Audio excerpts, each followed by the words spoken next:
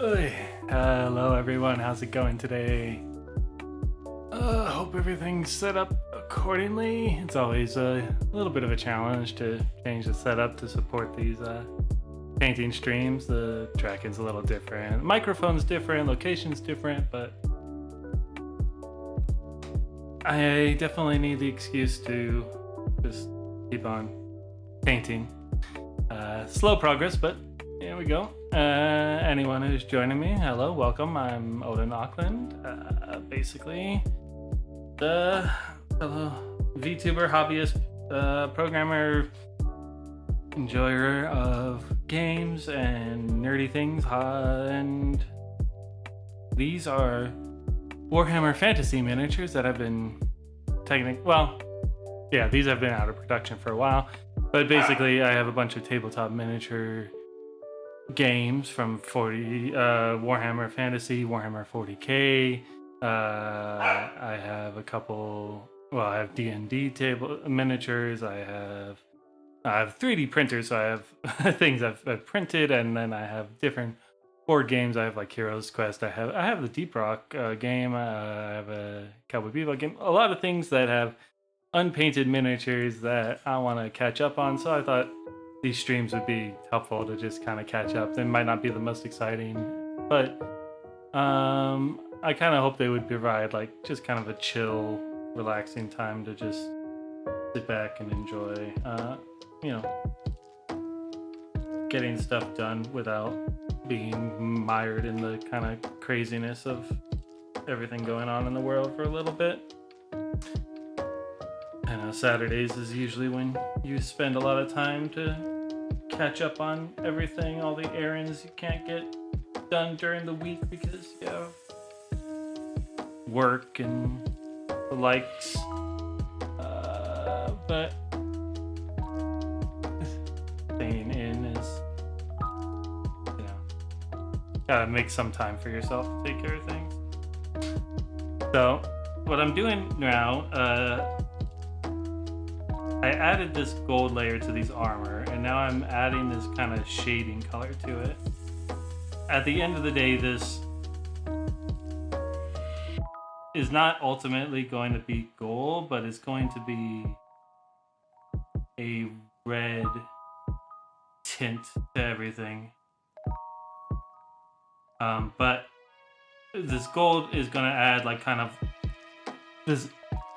You can kind of see in the camera that this is like a metallic paint that has these metallic flakes in it, so it gives us kind of natural sheen that you would in like a metal, kind of the reflectiveness and everything.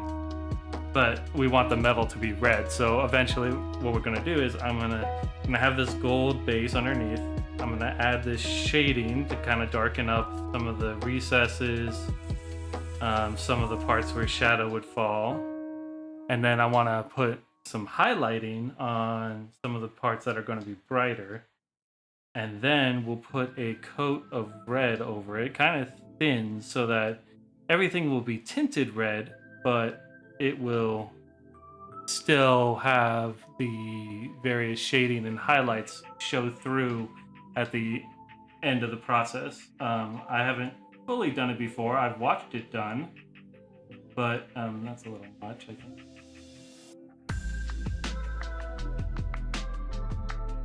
We'll hope for the best.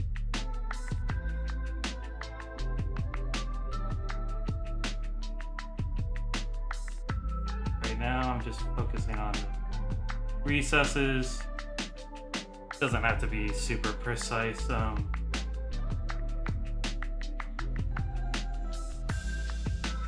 Taking a little bit of clean water, clean water on my brush to feather this edge before it dries, since it's a little bit far out. That's got a lot right there. Kind of sop some of that up.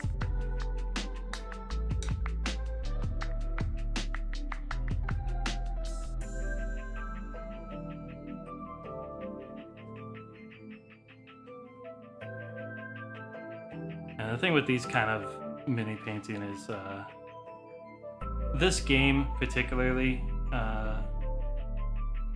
was about units of armed battle, or units of soldiers, and that's, well, what that means is basically it was about having a group of, you know, knights and a group of infantrymen and a group of everything. So you'd end up having to do a lot of batches of stuff. You'd have these every so often. You'd have a hero and a wizard that would be one-off. So it's kind of nice when you get the opportunity to just paint like a single person, and you could put a lot of time into it. But when you're suddenly having to paint, like, this is going to be 10 knights eventually, so there's 10 horses. I have to do the same thing over and over again, and that can get tedious to a lot of people. And not every game is like that, and especially like if you're doing, you know, if you're starting D&D, and especially if you're a player and you just have your own player mini, you're just painting one, and you can spend as much time as on it, and you won't, you know, you don't have the dread of having to do the same process like a bunch of different times, and dealing with the tedium or anything like that.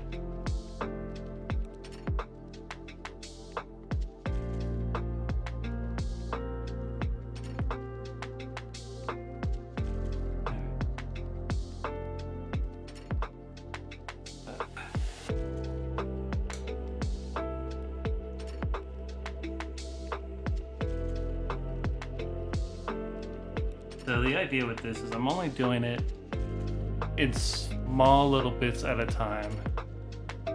Let me make sure I can kind of get the right focus on here. And then if I make kind of a mistake with it, I can quickly put some water on my brush, like clean my brush off, put some water on it, and then use that to kind of sop it up. Because if you wait too long, it'll dry and you'll end up leaving like a little tide mark, like similar to like a coffee stain or something like that, which isn't the greatest. But it's not the end of the world if that happens. You just come back in with your base color, in this case coming in with the gold, and just like tidying it up. But the more layers you do, the harder it is to kind of tidy it up, because, you know, you've already added so many layers on top of it. All right, so let's get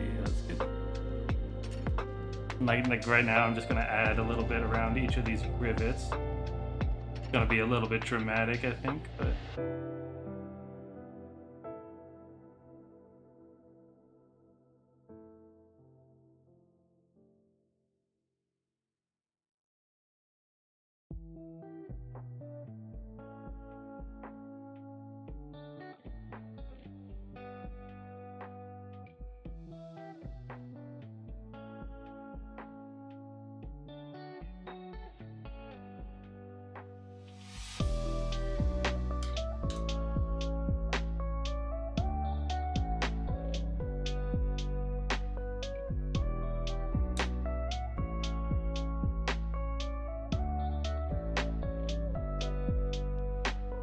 and it's okay if it's a little strong for me. Like, everybody's got their personal taste, but like if the contrast is a little harsh during this, first of all, like, people aren't going to be looking at this as closely as we are right now, because this is very zoomed in.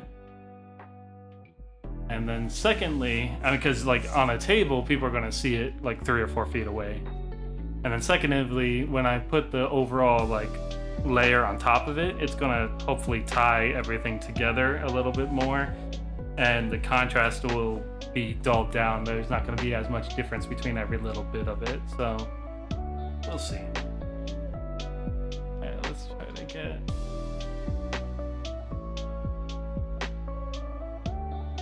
in these little recesses.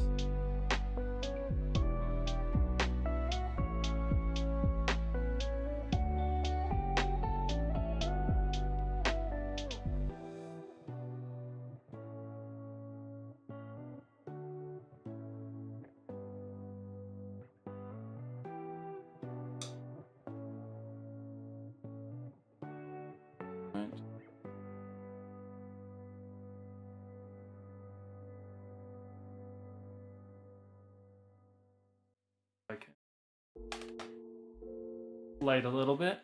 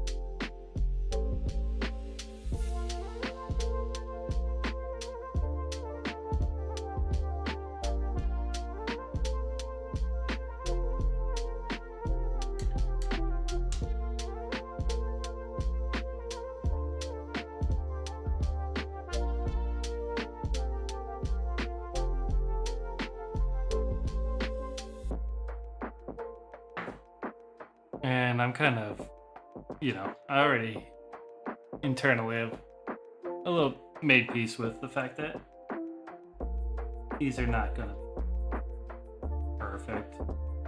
There's gonna be places where it's messy, and they might not even turn out as good as I hope they do. But that being said, when they're all lined up together, it should look nice. And it's so that you'll be proud of having something complete. Not everything has to be the best. You can be proud of your own accomplishments.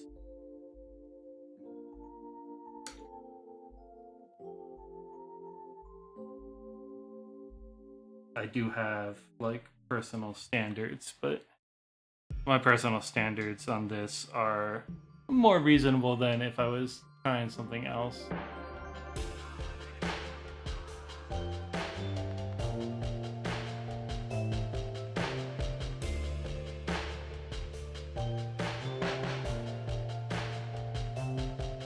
I'm trying to get those lines in the mask. They're hard because you want to try to go straight, and it's hard to keep your. I have a little bit of a shake going right now with my hand, so it's a little bit messy. But when you're trying to do fine detail with a brush, you kind of want to remember it's always easier to just pull your brush downward. So if that means readjusting how the thing you're painting is aligned, that's why I have this on a holder. I will rotate it around so it's easier for me to directly hit where I want to hit with it.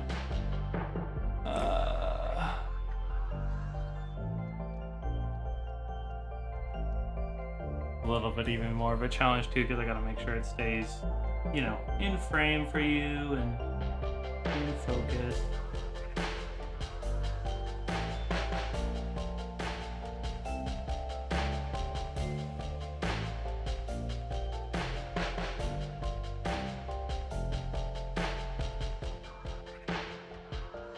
And you can kind of tell underneath here where I'm going right now, I'm not really concerned about the shade going all over the gray part because that's unpainted right now. So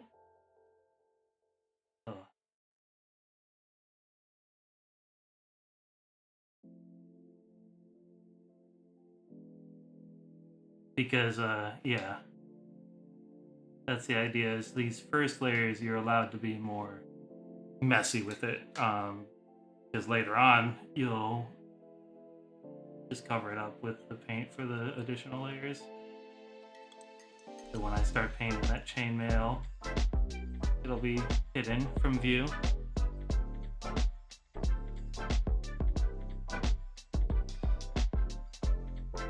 Get the sure that I don't have too much on my brush. I want to make sure that there's not too much water on it either.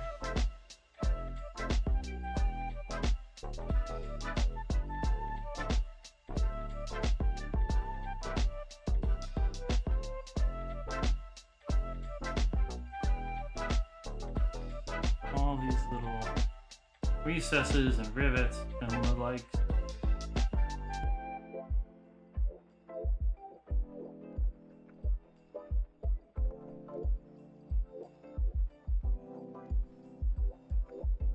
And you can really tell this adds a lot.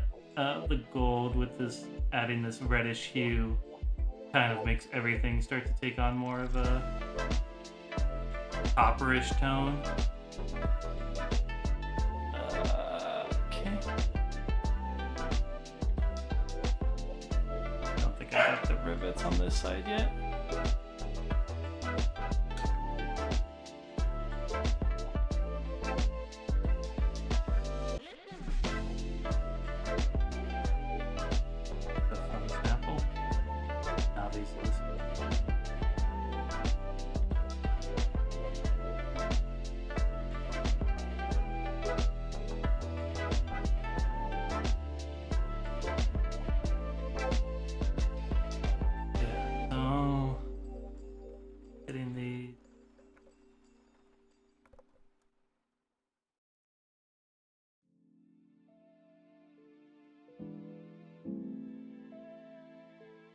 I've collected so many minis over the years and collected so many tools and stuff to build and paint and kind of plan stuff in my head. And the thing with me is that, you know, there's a little bit of apprehension just actually pulling the trigger, you know, a little bit of concern, especially with the more complicated, in-depth ones, but mostly I'm the kind of person who has very much a attitude of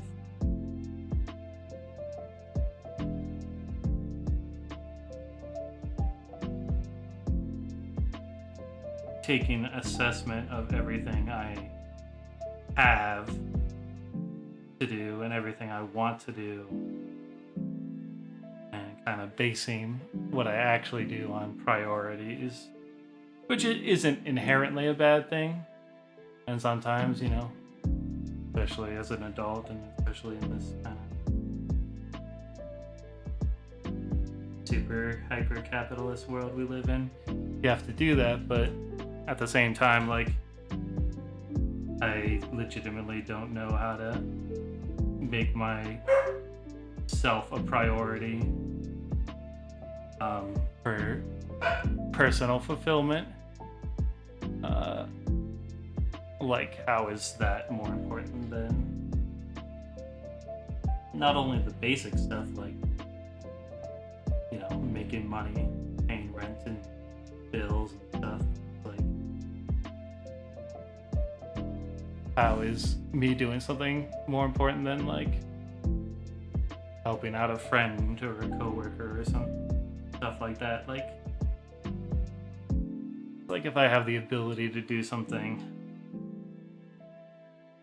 and it's not completely unreasonable, why wouldn't I? Right?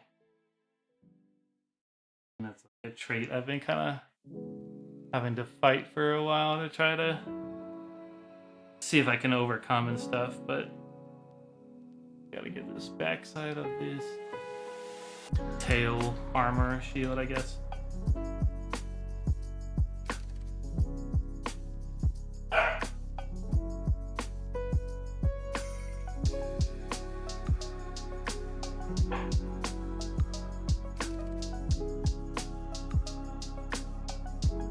And then even more so, like, now when you have pets, or a reason to put yourself last sometimes. You're just like, oh well, you know, they need food, they need protection, they need attention. They don't know why you want to play with them, or, you know, you kind of have that empathy for them, and you're like, no, they don't understand, so you gotta like make exceptions for them.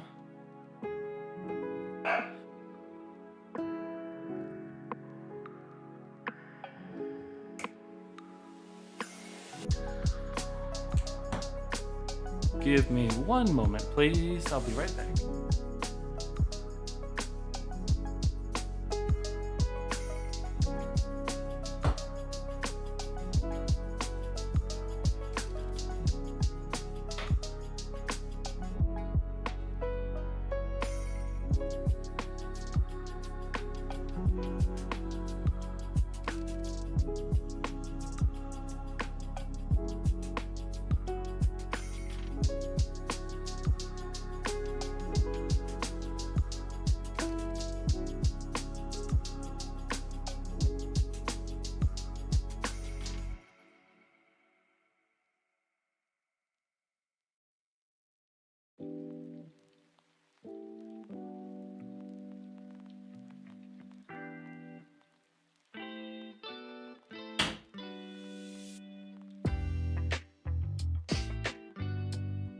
Okay, sorry about that. I'm back. Make sure my puppy dog is alright. She's just wanting the cat's attention, but she doesn't understand that the cat does not respond to being barked at. Or at least does not respond positively. She's like, oh, if I yell at it, that means the cat will come down from the cat tower and play with me. No, puppy dog, that's not happening. In fact, the cat prefers when you're calm and you barely interact with it at all. Alright, so now that we've kind of got all these like areas recessed, now I'm going to add some shadow into some of this area. Not going to be super realistic, but this is how I'm working on doing it. So I'm going to add a little bit here, really dramatic kind of. Then I'm washing my brush off, and then I'm going to take the wet brush and kind of feather this edge so it takes away a lot of it at the top. I'm going to get that back in focus for you, but it kind of smooths it out, so kind of eases the transition a little bit. I don't have a strong enough understanding of like volumetric light being in shadow to make it look really realistic, or enough like brush control either, but this is good practice.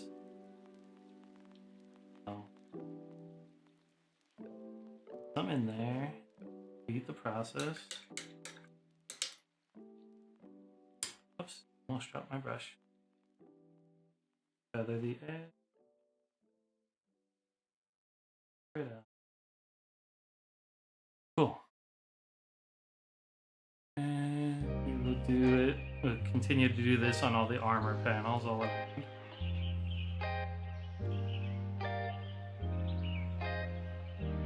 So now we gotta get this front panel. So I'm gonna push the shadows kind of under towards where the horse's mouth is, because you know, you kind of assume that the shadow would fall where his head is bowing down. Not that I should assume the horse's gender.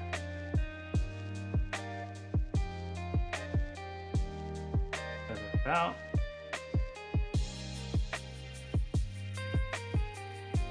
Dun, dun, dun, dun, dun. Alright, and we're going to do that on this side now.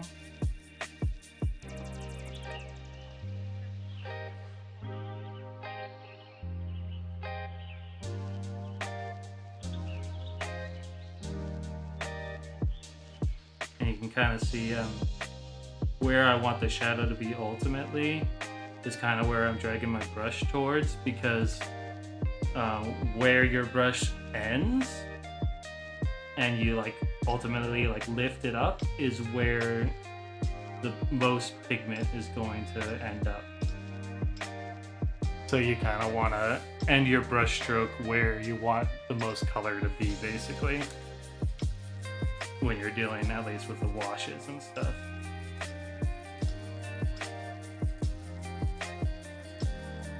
Bum, bum, bum. And like these streams are just about, you know, relaxing in the process and stuff, but I think at the end of it I might cut together just a short video of each of the individual steps in case anybody ever wanted like a reference if they wanted to see how to do it themselves without having to sit through hours and hours of somebody futzing with it. See, that's a little bit, this one's not going super well with that side mark and stuff. Tried to feather it out, but that's okay. That one will just be a little bit stronger, I think. I could come back in with the gold if I don't like it and just give it another shot. Let's put this back in. Okay. Yeah, so like if I went and tried to do the shading on all these panels and then tried to feather it in, they would be too dry by the time I reached the first ones, and I wouldn't be able to do the feathering. It would just leave the unsightly marks on it. So that's why I'm doing it little by little, panel by panel, just kind of taking my time with it.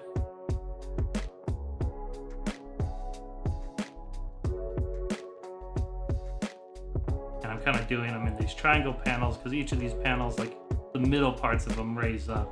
And you kind of think about it as they raise up, they that's where it would be catching the most light, and so the recesses in the middle would probably be the darkest, right? Logically.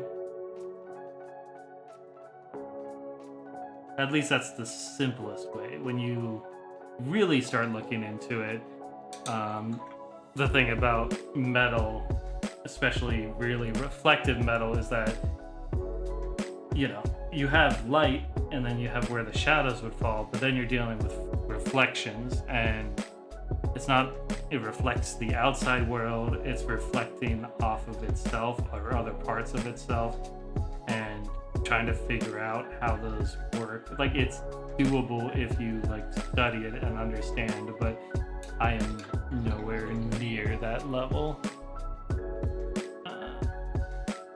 It'd be cool to be, because that's also like very applicable as like an artist when you're drawing or painting or whatever. But sorry, I need to leave the camera like that.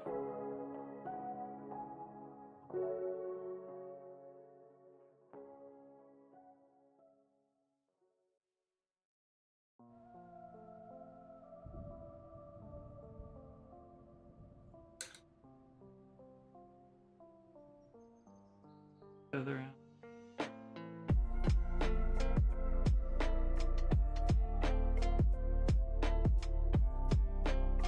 Okay.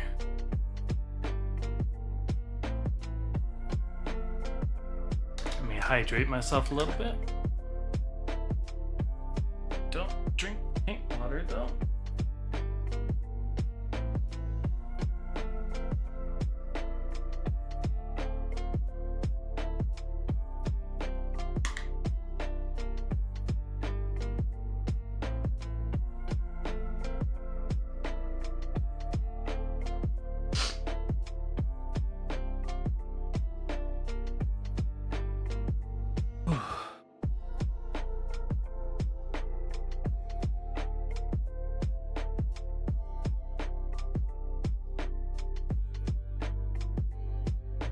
What I really admire is the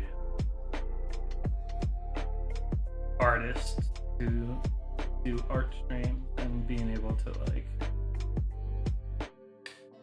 just create art from scratch and watching their process, and definitely something wish I'd be able to do.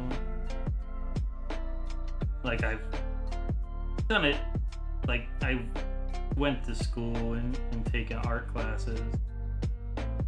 I have some rudimentary knowledge, but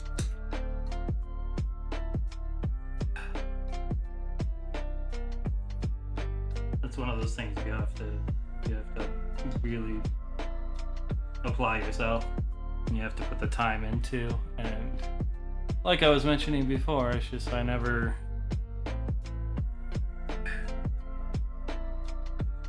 when it came time to it, when I had the list of things, it's like, okay, well, here's my free time now. What's the best use of this time? And I couldn't bring myself to do it for things that were just for my personal fulfillment.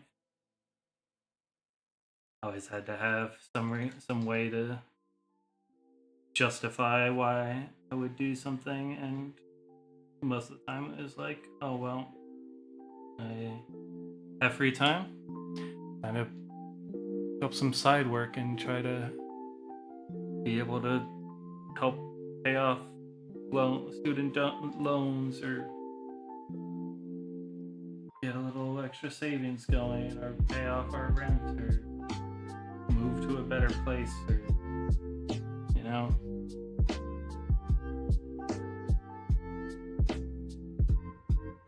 That, and like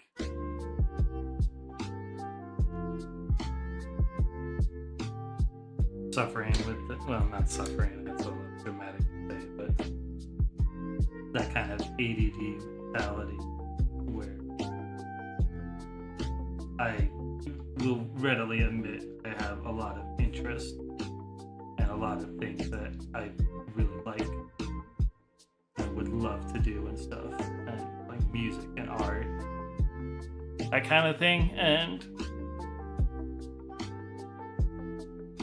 if you're interested in only one thing, or at least like you're obsessed with one thing,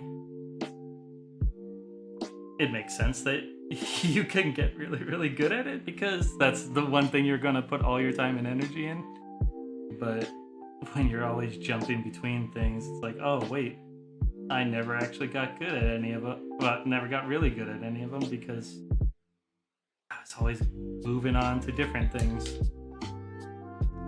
Like, I kept on coming back to them. I never really like fully abandoned it, but I never got past that hump where, you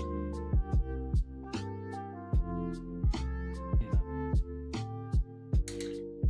like I can play you bits and pieces of songs on piano or guitar, and I know roughly my way around Ableton and like FL Studio or whatever audio program you want to use, and you know, I can draw in a very basic manner, but not to something that would satisfy me as an artist. And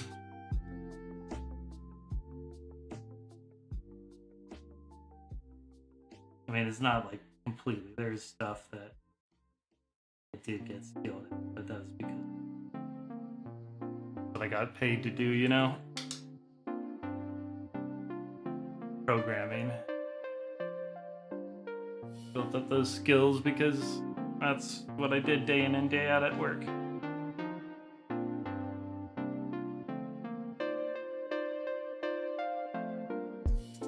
But honestly, like, that's the whole point of me streaming these days, is that I'm trying to get beyond that, you know?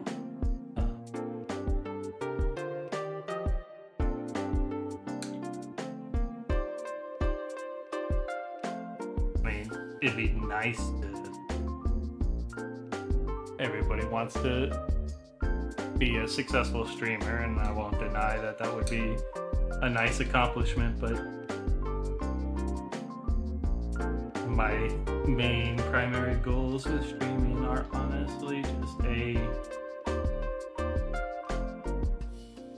kind of having a community that I can interact with, because this kind of like, I don't know, this is the kind of level of social interaction I actually would really want, because I don't know, my introverted ass feels like this is just better than trying to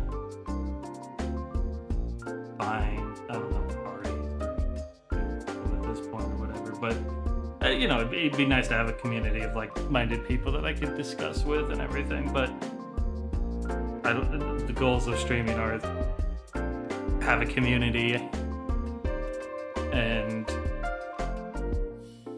then just kind of like use this as an opportunity to do the stuff for myself that I've just not let myself do for so long, So I'm going to use it as an opportunity to make myself paint. And I would like to use it as an opportunity to get better at art and music. If I could actually fund vocal lessons or singing or like guitar lessons, whatever, and actually make music or collab with people who are into that would be amazing. I'm not rushing anything because I've been around long enough to know that you can easily like overwhelm yourself if you try to take on too much too fast. So I'm trying to be very measured about it and pace myself and not take on more than I can handle at a given time. But that's the ultimate goal, Don't burn myself out and kind of explore what I want to do and the things that I've been holding myself back from doing all these years. Hi Noel, how you doing?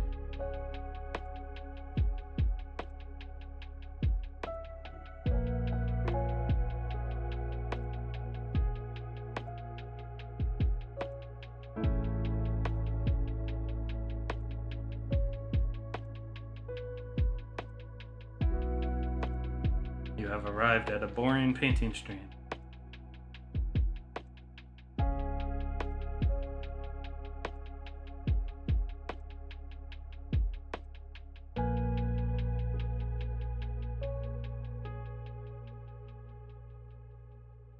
Nice. Yeah, I managed to actually eat some lunch before streaming. I don't always get a chance to, so it's good when I can. It was nice.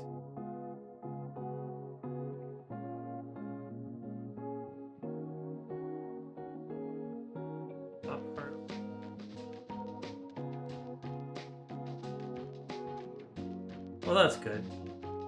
Then you're probably not too bothered by this guy fish stream.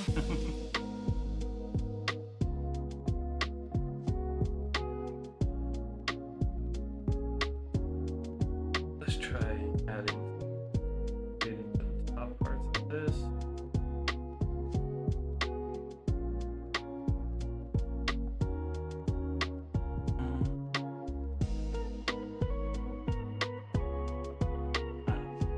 Risky. Oh. Perfect. Here.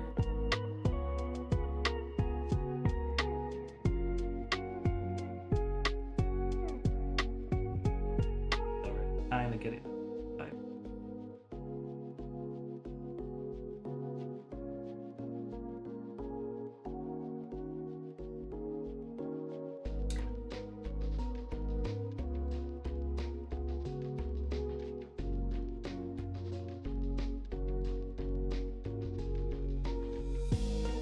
Yeah, I think last time you were in stream and you did some knitting or something along those lines.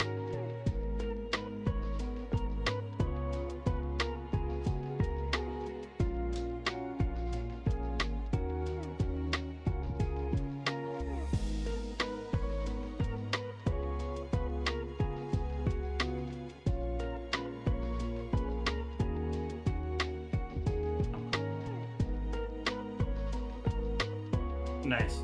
Yeah, that's always fun. I never actually got to try it myself, but be something. Although I don't really. Uh,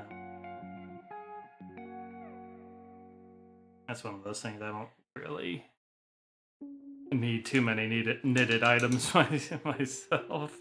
I already have a lot of stuff, but it is kind of a fun creative thing. Textile arts.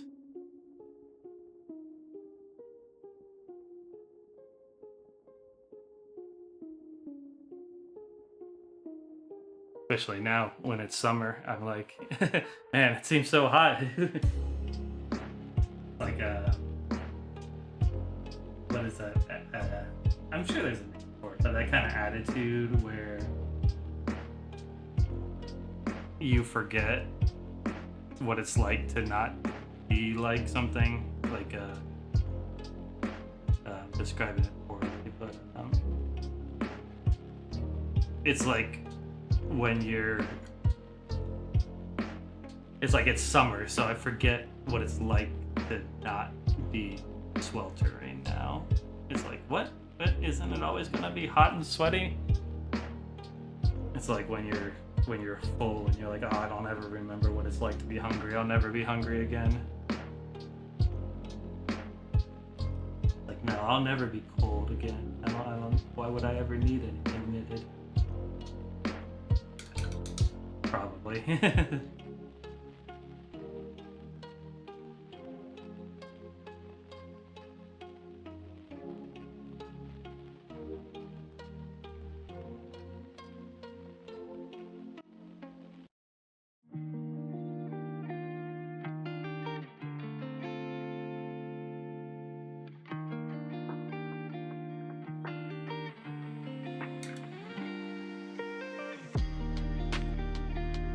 But yeah, I mean, these type of streams, they're definitely not for everyone, but it is kind of nice for the people who like to have streams while they're doing other stuff, because I know I personally am a type of person who, if there's something going on, like a story or a narrative, like I always feel like I need to pay attention. Like, it's hard for me to fall asleep like during a movie or whatever because I have to pay attention, you know? But so it's nice to have like a certain type of stream where you can just have it in the background and only look at it once in a while and not worry that you're missing something, you know? So a lot of art streams are like good for that kind of stuff. Or just chatting streams where and like, I think that's the role a lot of like D&D streams fill too, like especially ones that don't use like minis and stuff like that. It's just like essentially filling the role of podcast, you know, where you feel like you don't have to have your eyes glued to it anymore, so you're free to like get stuff done.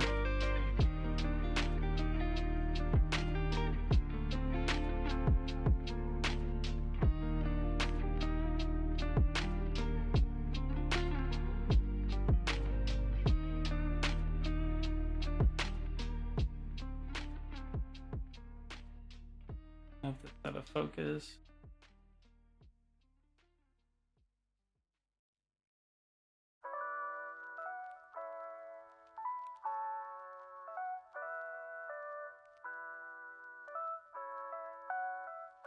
I think this one is just about done. I think I might just line the bottom of the armor with the shade because it's gonna be out of view anyways. I get it back into focus.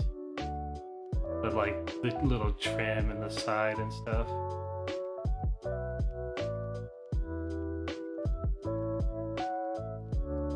Yeah, like you know, there's a couple people in like Hololive that'll do that. Like Ina will have art streams sometimes, and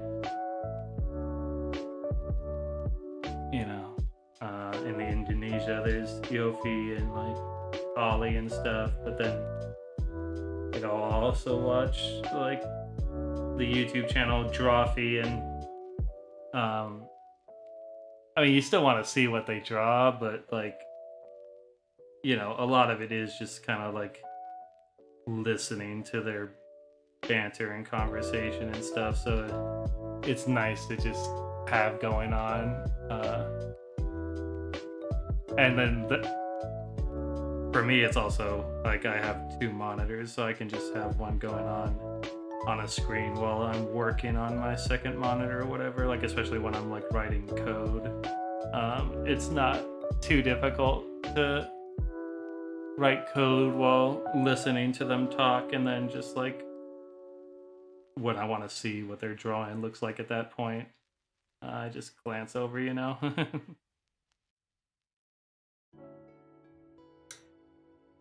So right now this is a kind of a contrast shade. It's like a kind of a brownish reddish. I think the actual name is Fire Slayer Flesh.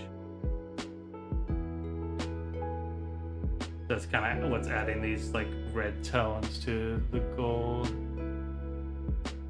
And I'm just adding it to these underneath panels too. Just kind of everywhere that I want shadows to kind of be darkened.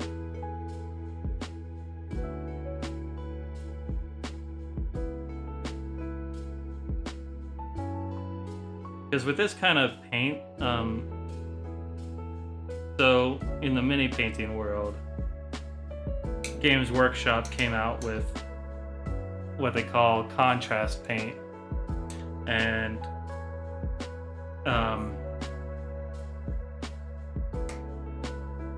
well, it's a little weird to describe, but basically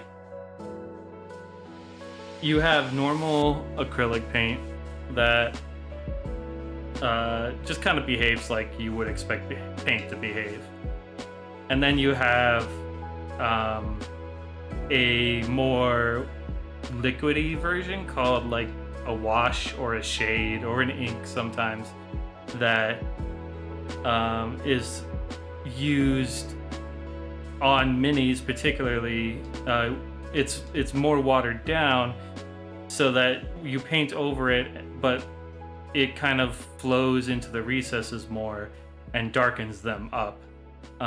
So that is often used, like you would paint a base coat and you darken them up, and that's kind of a quick way to add detail. Contrast paint is like in between the two. So it's like it flows and darkens the recesses, but it's a little more viscous, so it still adds an overall color on top of it as well. So the idea was that like if you wanted to get something that looked decent pretty quick, you could use a contrast paint and it would already have some areas that are darker and some areas that are lighter just by adding one coat on it. Right now, even though I'm using a contrast paint, I'm still using it more like a traditional paint because I'm not just like coating the whole thing, but that's kind of like the idea behind it. And then after this line was initially announced, a lot of other companies kind of adopted the same idea and came out with their own variations, so that it's a little bit niche to the mini painting world because miniatures have all these little fine details in the recesses. So these kind of paints are useful because, like, if you're painting on a canvas, there's no point because everything's flat, you're not going to get any difference in the paint. But if you have all these recesses and stuff, having a paint that when it sinks into it becomes a little bit darker than on top or whatever automatically adds some like detail and shading that you otherwise would have had to add in completely by hand and stuff. And so it's kind of a neat thing that was only like really came to fruition in the last like 5-7 years, something like that. It's kind of wild, but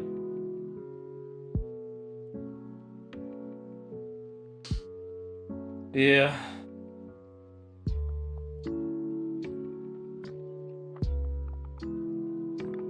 Okay. Now on to the next one, doing the same thing again. Drink a little bit more though, gotta get hydrated.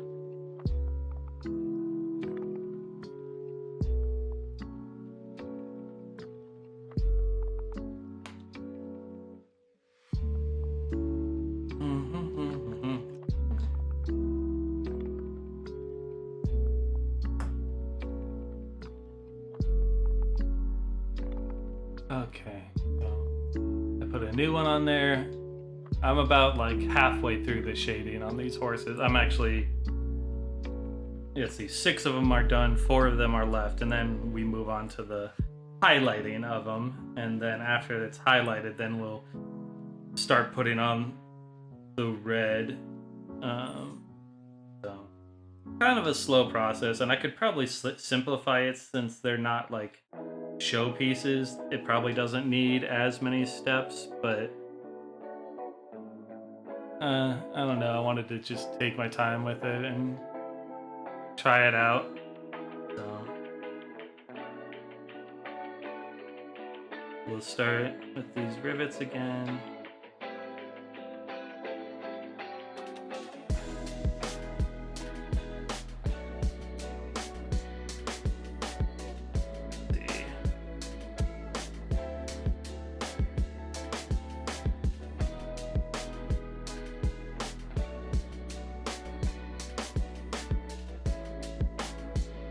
And I think I mentioned it last stream, but it is really cool that just how much the community's grown, and like you can find resources on like how to do this kind of stuff for every level. So like everything from beginner to advanced stuff, and how to do it like fancy to how to do it like, you know, dirt cheap type of stuff.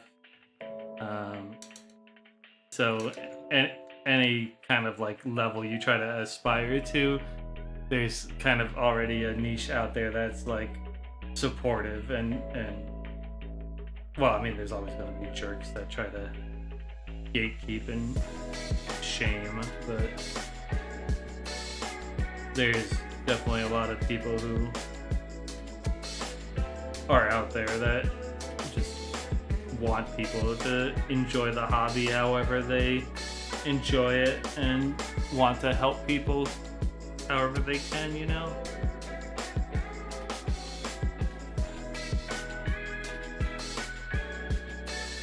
Like there's some people who like enjoy like Warhammer a lot, like the whole narrative and stuff, and the game, they like playing the game, but not a single one of their minis are like normal. Like they each one they just want to customize, and they kit bash it, and they just make them from other kits or tear apart other things and just make custom crazy stuff. It's just like there's a lot of creativity in different areas of the hobby. Like the channel Midwinter Minis just did a video on like the new edition of 40K just came out, and they came out with a new box set with, you know, Space Marines and I think the opposing faction was Tyranids. So they came out with a video of like just 10 easy different ways you can paint your Tyranids, and they weren't like top tier like whatever paint jobs or whatever, and some people complained about it. They're like, oh, that doesn't look good, or that looks like kind of bad or whatever, but that's kind of like not the what they were going for. They were kind of going for just like having fun with it and doing some cool things, but like they painted, because like the Tyranids are kind of like space alien bug things, so like they painted one to look like a xenomorph from Aliens, and they painted one to look like a blue lobster, and they painted they painted one that ended up having like glitter on its back and stuff, and it was just like experimenting with a lot of cool ideas that weren't like supposed to be elite stuff, but it was like, hey, you know, you could do whatever you want with your minis, you know, they're your minis, and you know, even if some people are kind of elitist about it, you just have fun with it, you know. Okay, so I need to do the panels on the neck, the mane.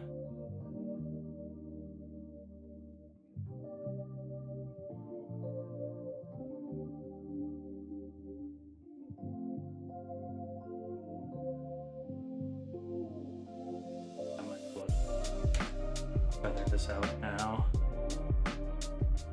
instead of making it 2 different steps.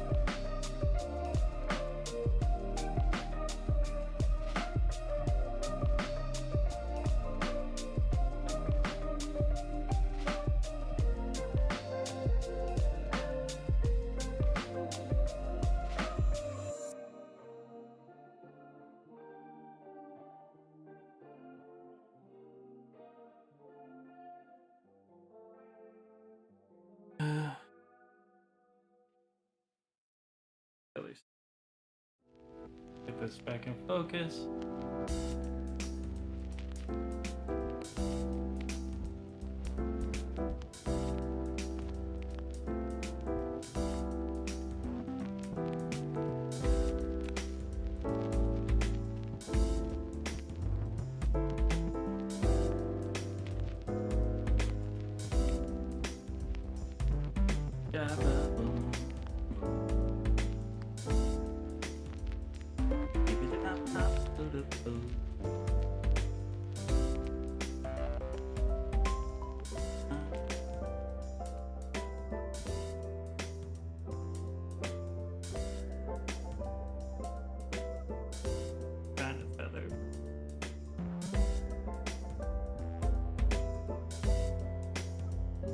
Alright. Dun, dun, dun.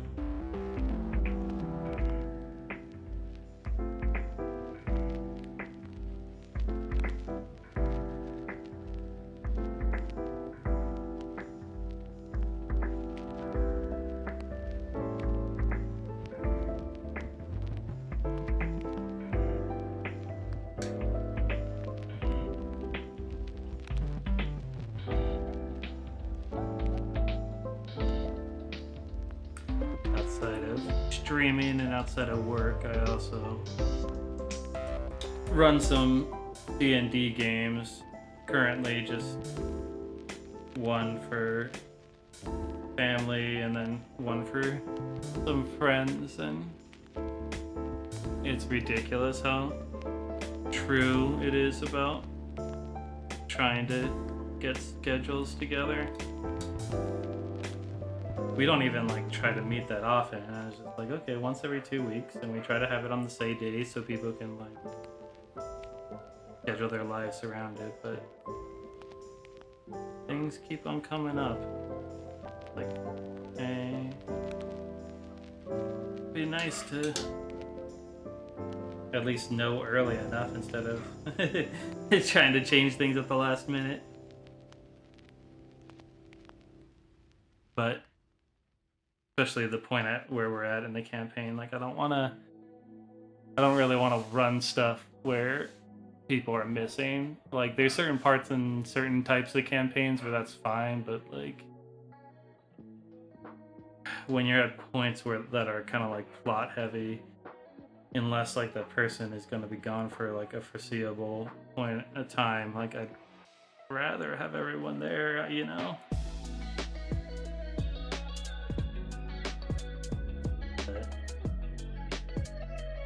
On the flip side, it's kind of nice because, well, not nice, but I'm also a procrastinator type of DM, so it just gives me more time to get stuff taken care of. Come on.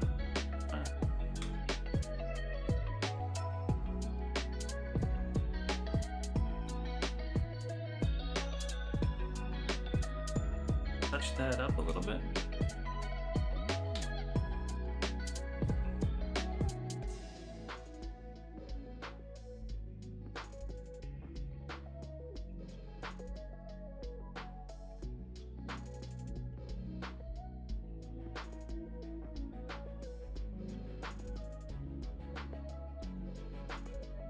The background beat. Play with me, kitty cat.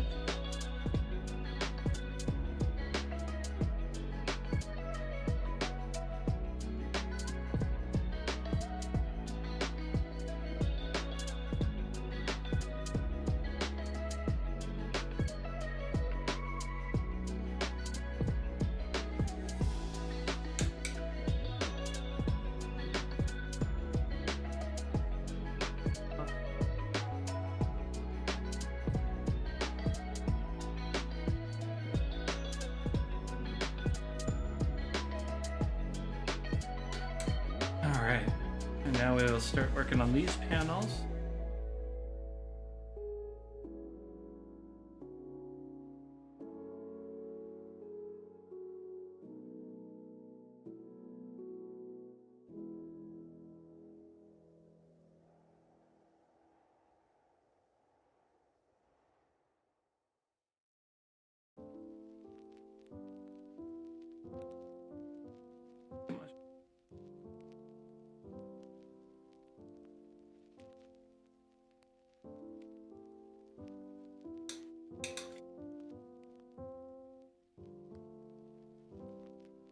I think I owe my dog a trip to the dog park at some point. It's been a while since I've taken it.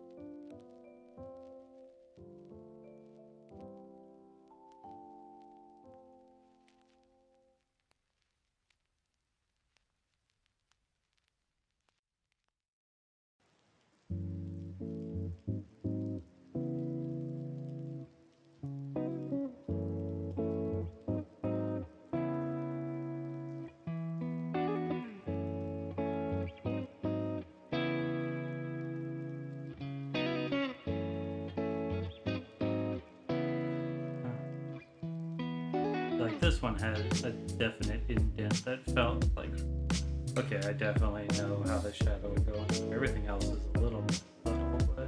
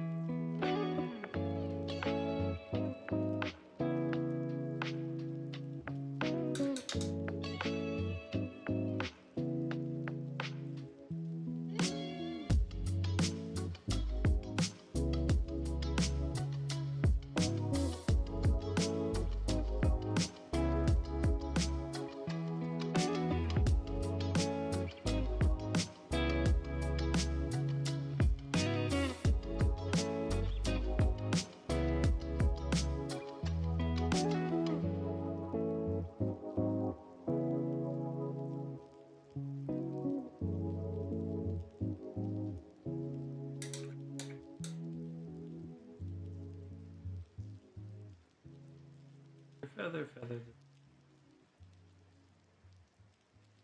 All right. Okay.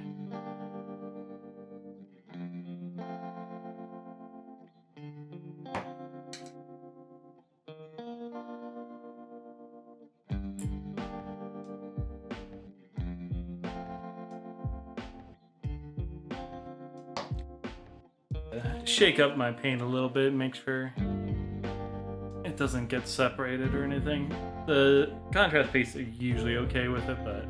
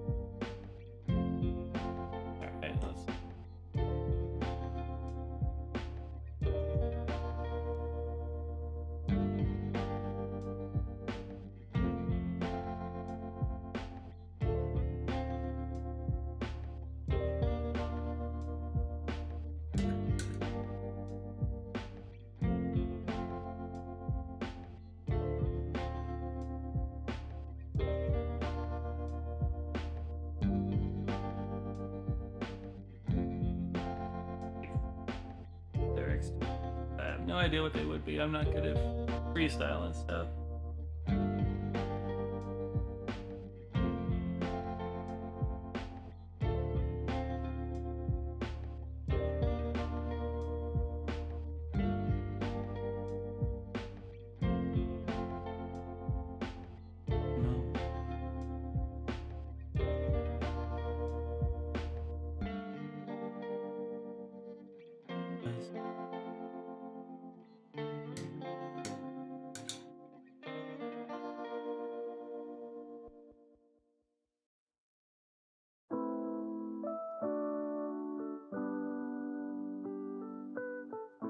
Feather.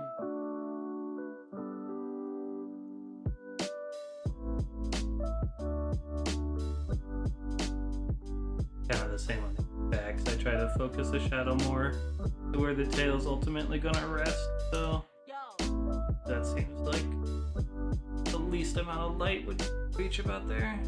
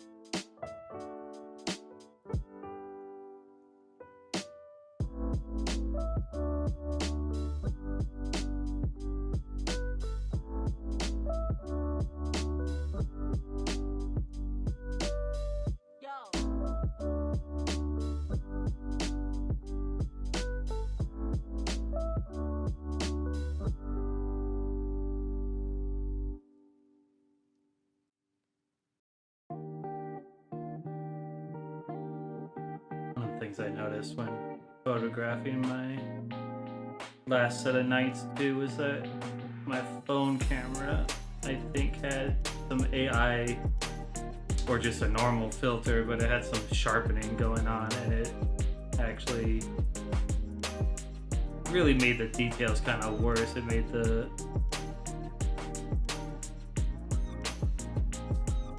armor look funky. So I gotta make sure that those filters are turned off, or I'm just gonna use a proper DSLR camera when I photograph my miniatures.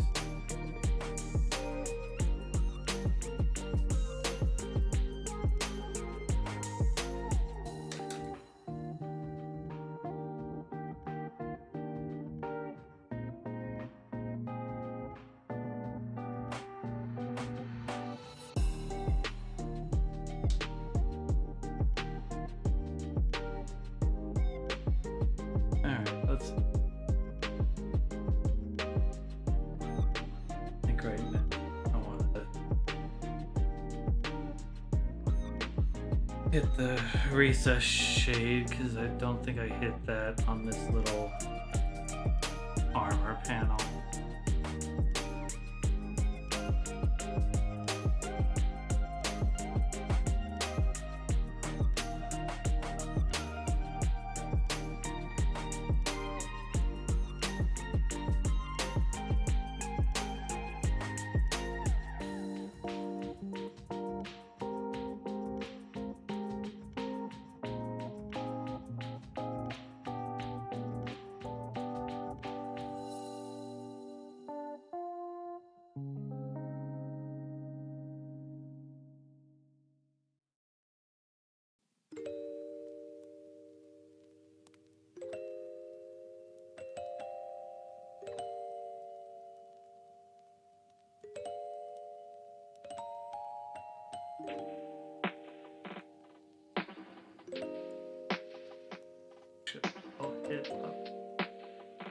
This could be dark in here.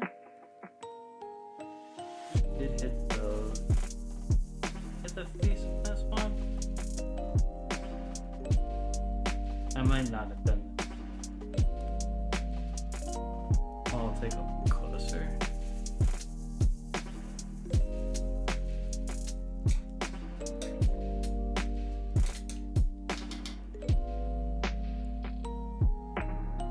I think I did.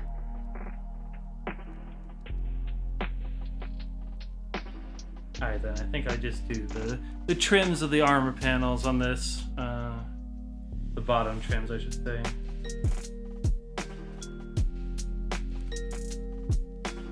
Get it in focus.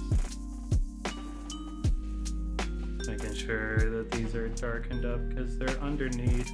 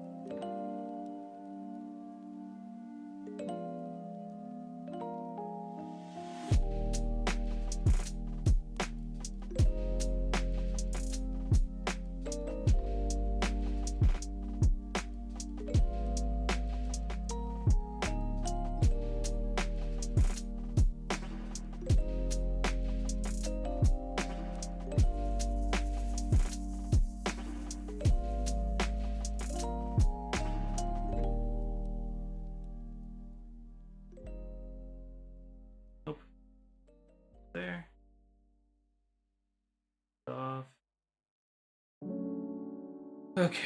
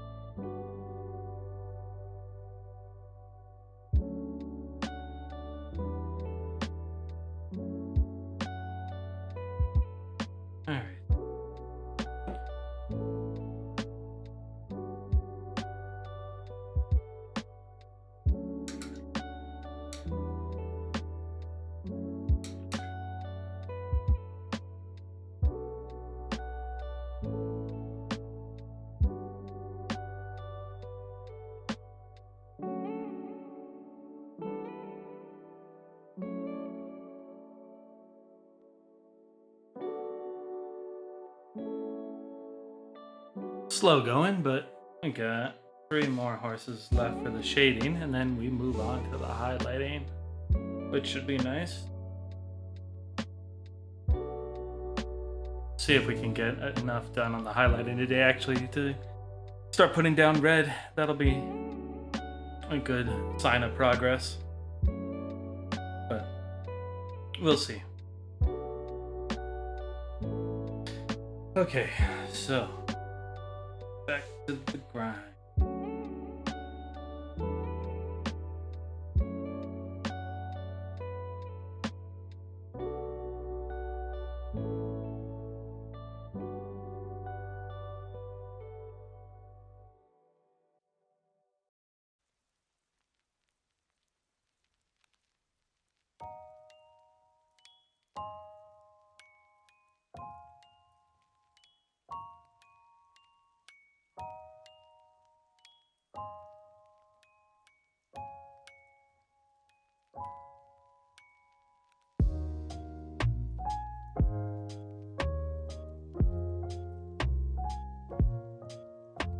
All the rivets.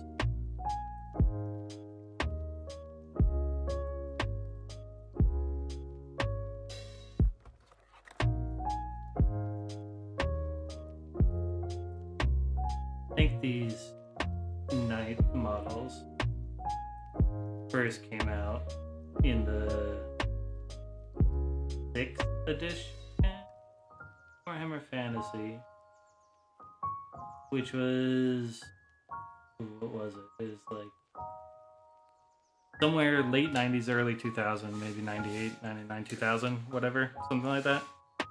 And it was right when they started really getting into moving to plastic over metal, and specifically the multi-part plastic kits, where they design these kits with lots of different options, so you can build them different ways. And these knight kits, you could build different types of knights out of them, and like I'm working on Knights of the White Wolf, but I already have some Reichsguard made. You could also make like basically a bunch of different chapters, and these multi-part kits. A lot of those regiments were just like such a upgrade from what was then, you know, everybody was used to, that they just kind of like stuck around for so long. They weren't updated for, like, the knights never got an upgrade even. There'll be possibly new ones when the old world comes out, but and like nowadays Games Workshop kits, they design their models a lot more dynamically posed, so it's a lot more mono-posed models, which means you only can really build them one way unless you really hack them up in kit fashion and stuff, which, you know, there's people who have their complaints about that. It's understandable.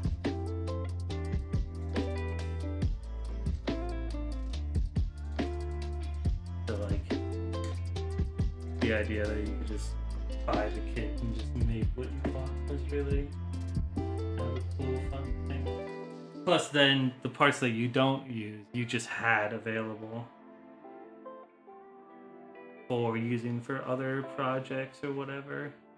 Like, I have boxes full of pieces that I didn't end up needing or whatever. So I could use them if I ever, I don't know, build more guys, or say you're doing like a terrain piece, or maybe you have like a orc army or something that you want to have littered human remains around. It's like, oh, I got these extra heads or these extra armor parts or whatever, you know? It's all right there because you had all these extra bits and pieces.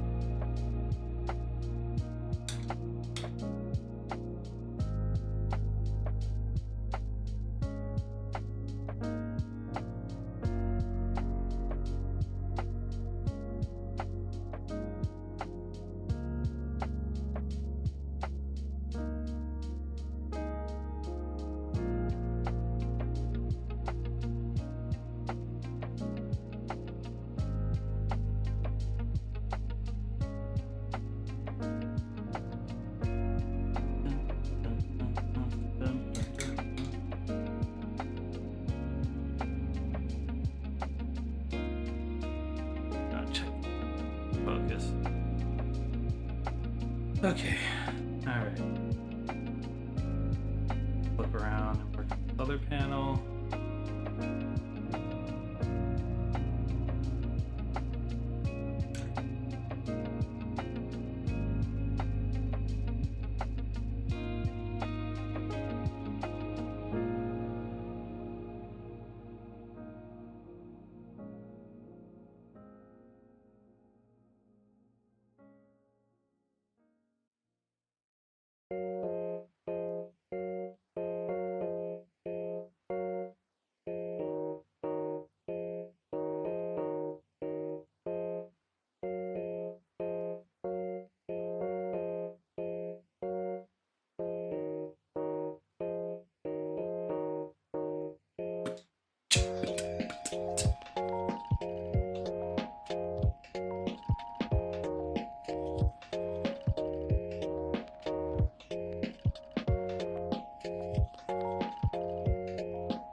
Too far, I need to fade this.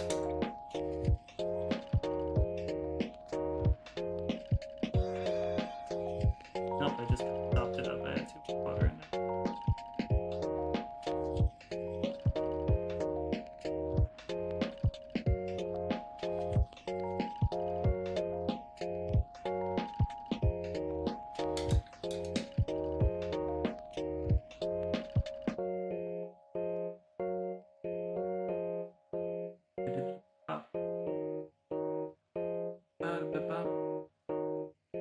Get this lined up correctly.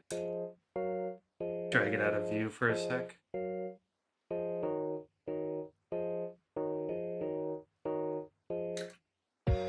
Okay.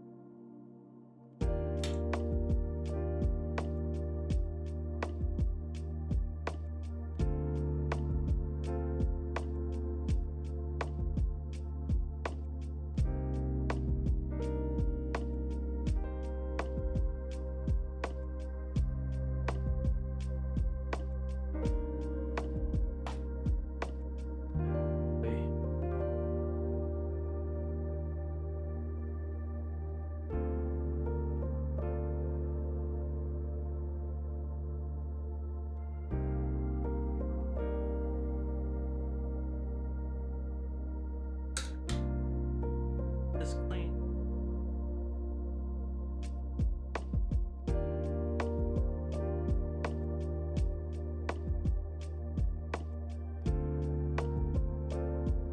All right.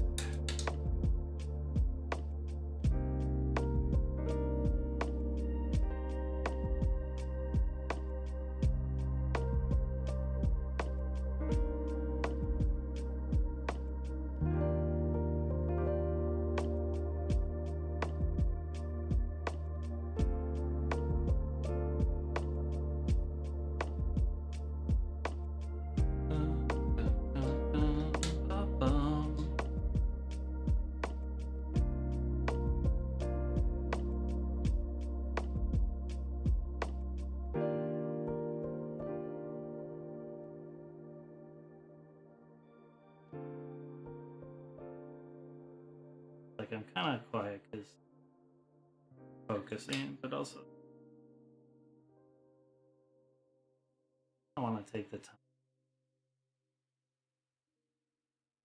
to engage from the world, you know. Like, yeah, it's good. Like, especially just how Just how dumb everything is about everything. Like, how much of it could be just made better if people just weren't being so dumb and obstinate.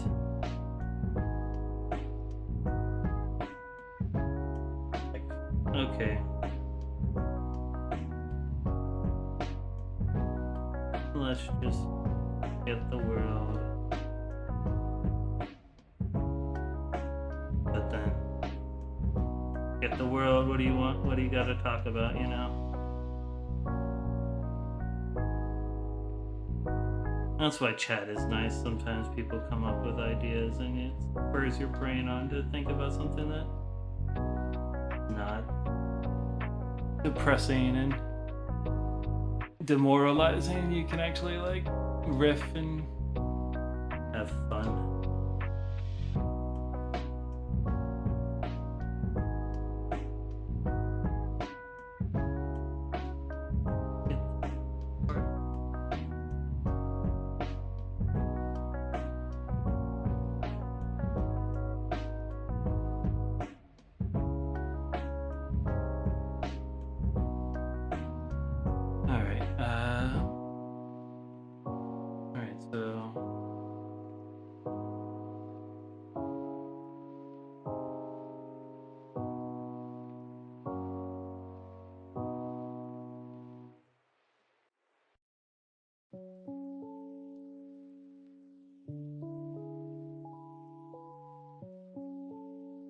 I know, touch up the gold on some top part.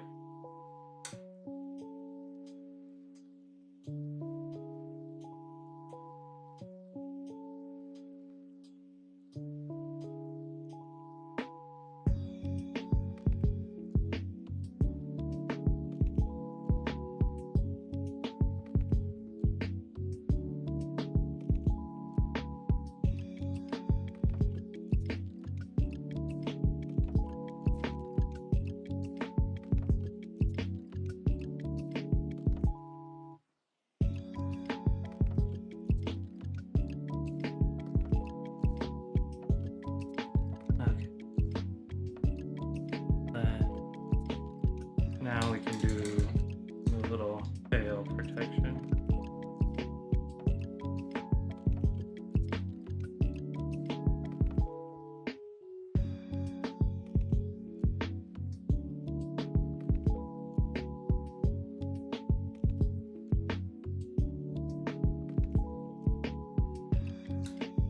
The feathers out a little bit.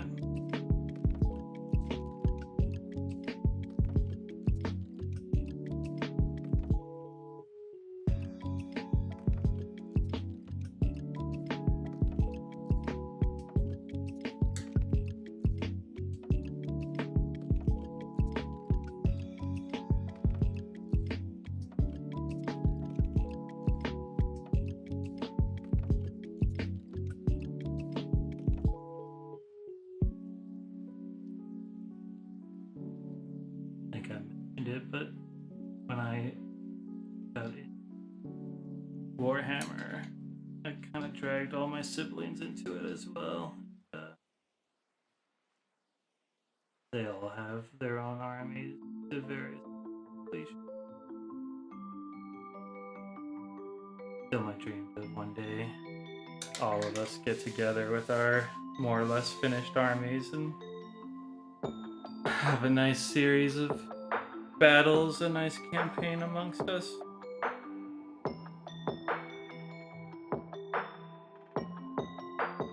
Alright, time to do these.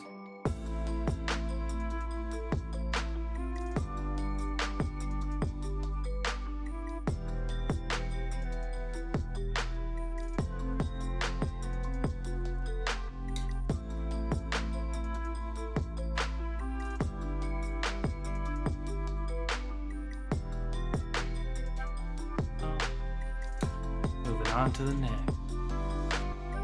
Feeding through. I know a lot of people, when they're doing like this type of batch painting, they'll just put on a show or a podcast or something. Crank through it, you know. They're watching like doing their binge watching while they paint. It isn't a bad option, but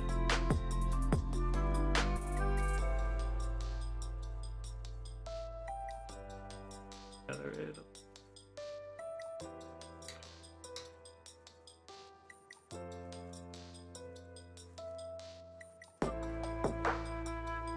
Bum, bum, bum. Nice, I need to recess on the neck armor panel too.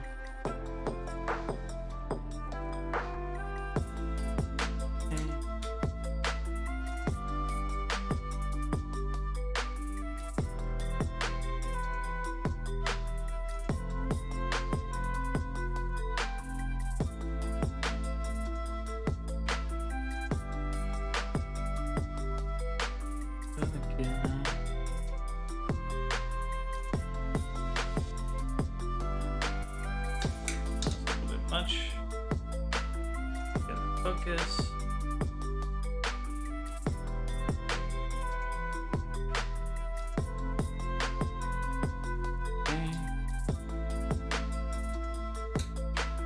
Okay.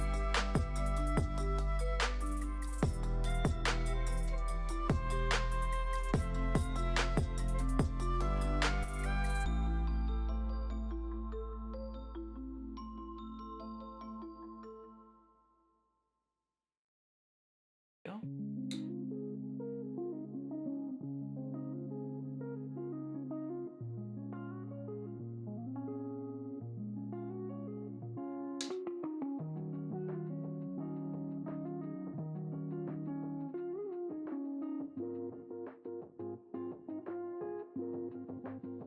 All right.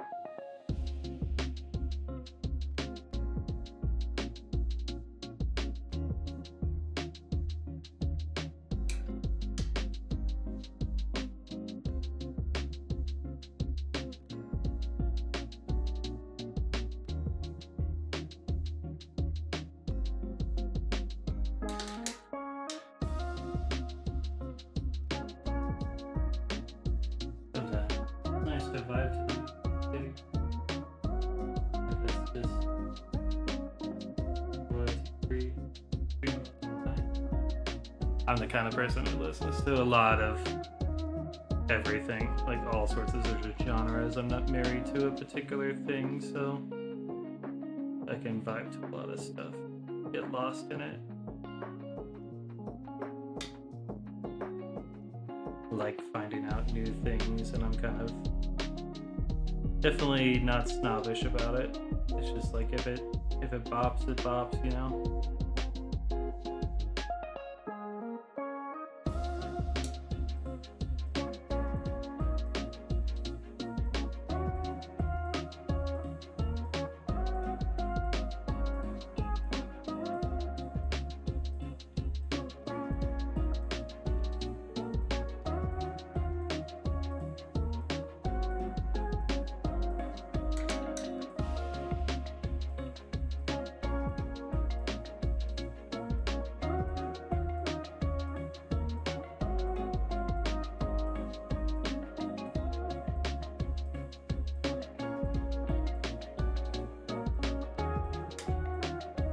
I kind of really dig how the colors look like this contrast paint layered over the gold.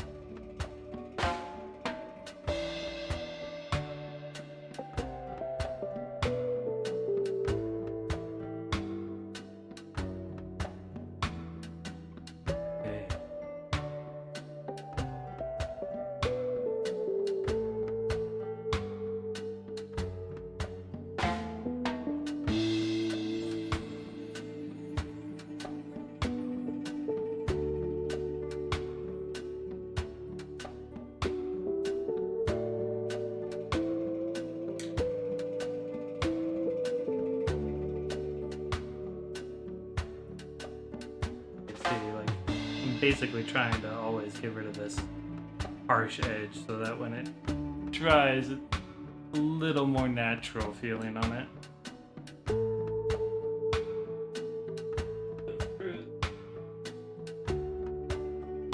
Repeating the steps over and over and over again.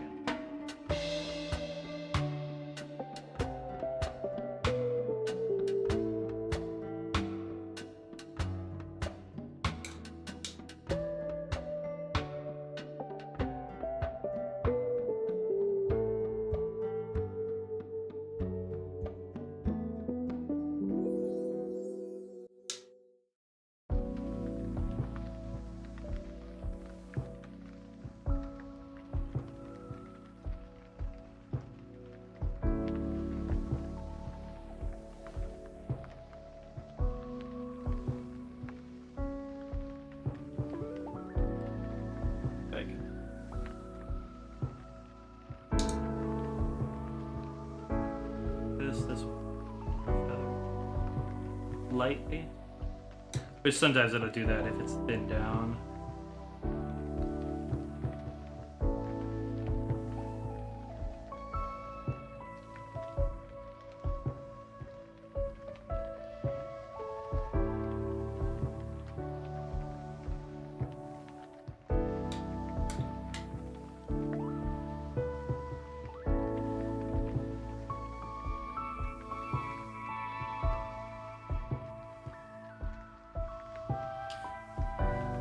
Okay.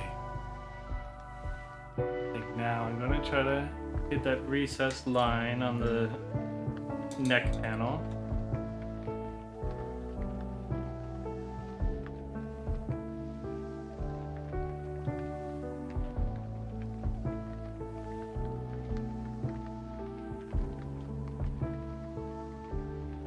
If I keep the focus while I do.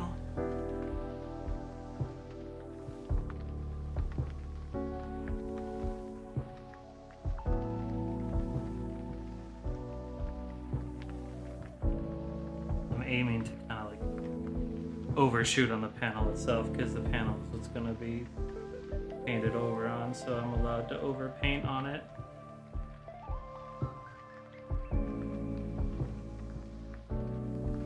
That way I get a fine amount on the line where the panels meet, basically.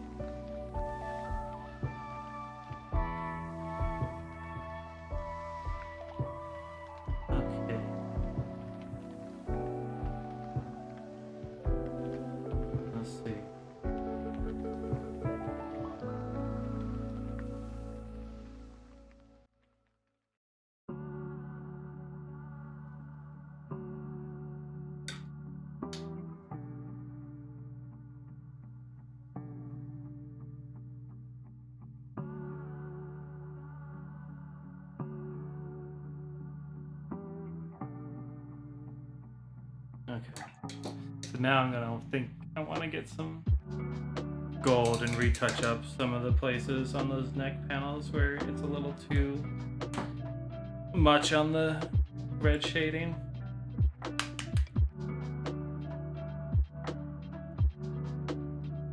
I still have to do the under trim, I think.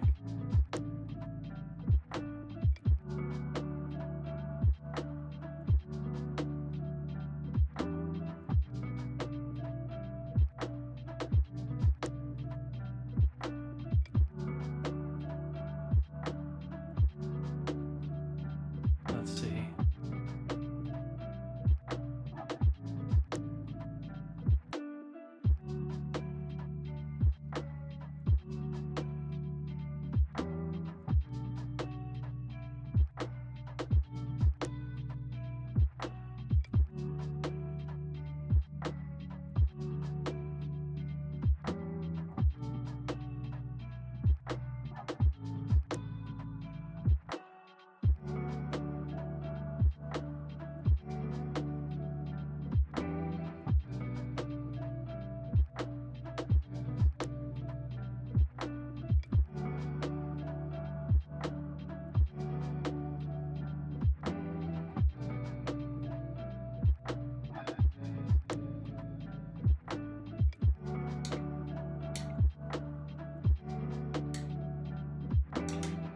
hard to see because it's so reflective, but just tighten it up a little bit.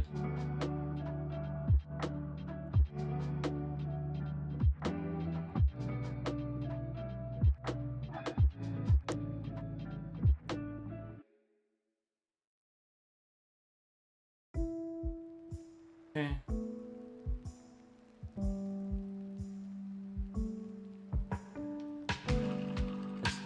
That top is more subtle.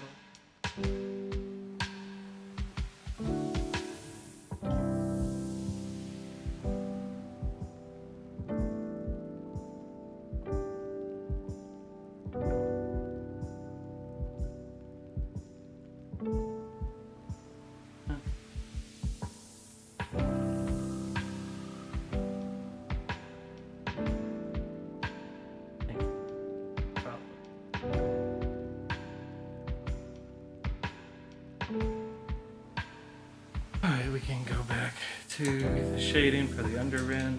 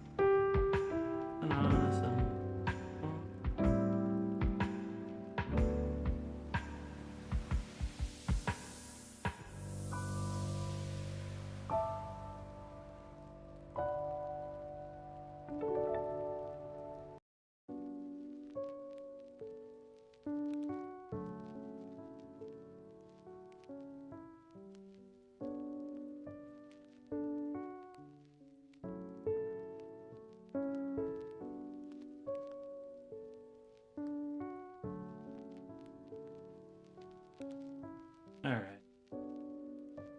Call that one done then.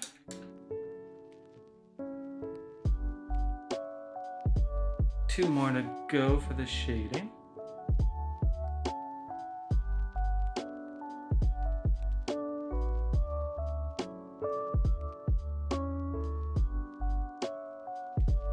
Get a little more hydration.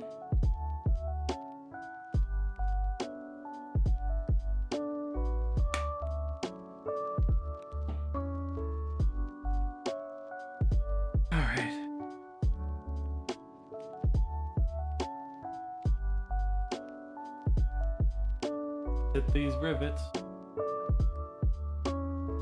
Riveting.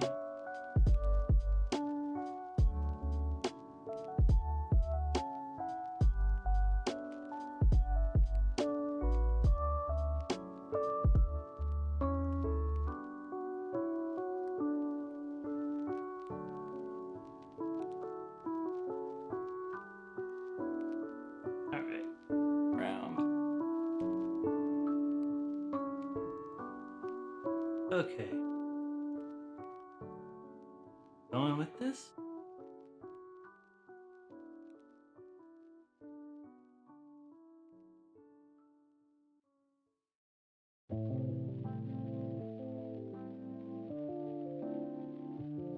Alright.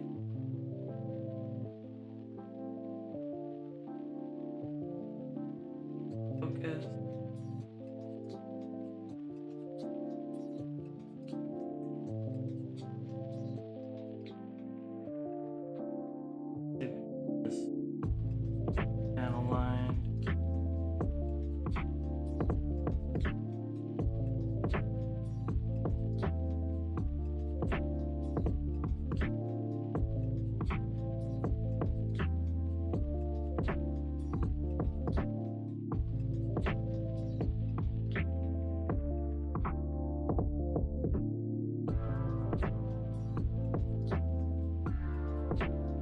Yeah, so these little differing bits of contrast will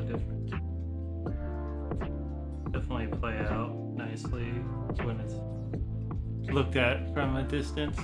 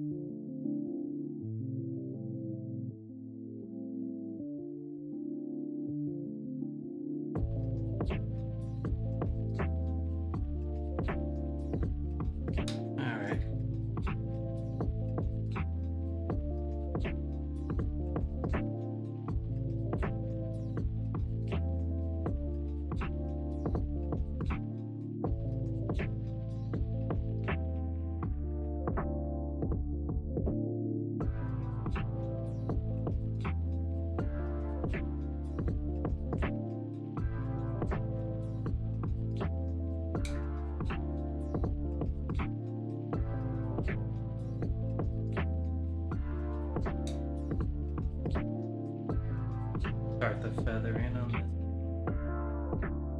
the main panels.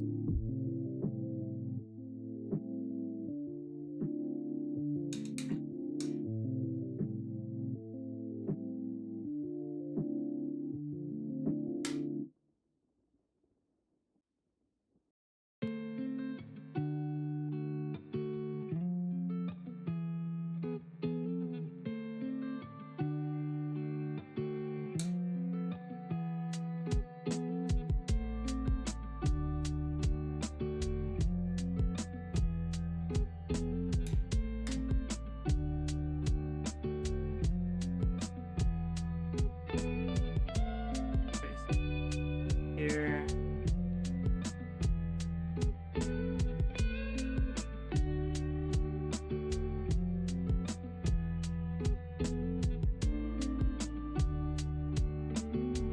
Let's get the other side worked on.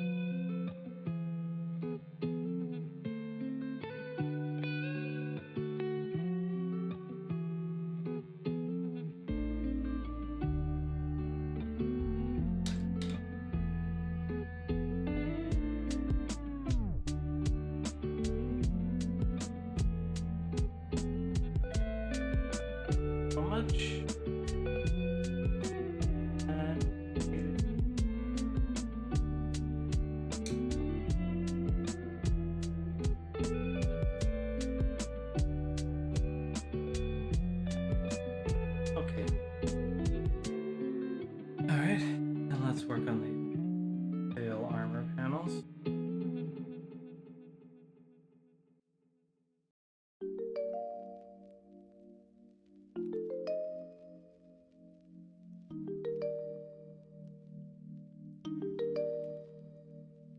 Okay.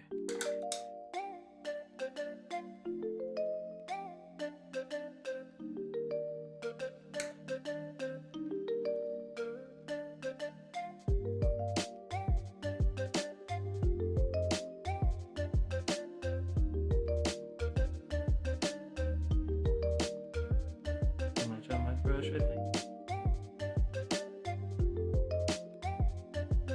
That's awesome. These tail parts are going to get highlighted a bit too because the sun's going to be coming down right on them.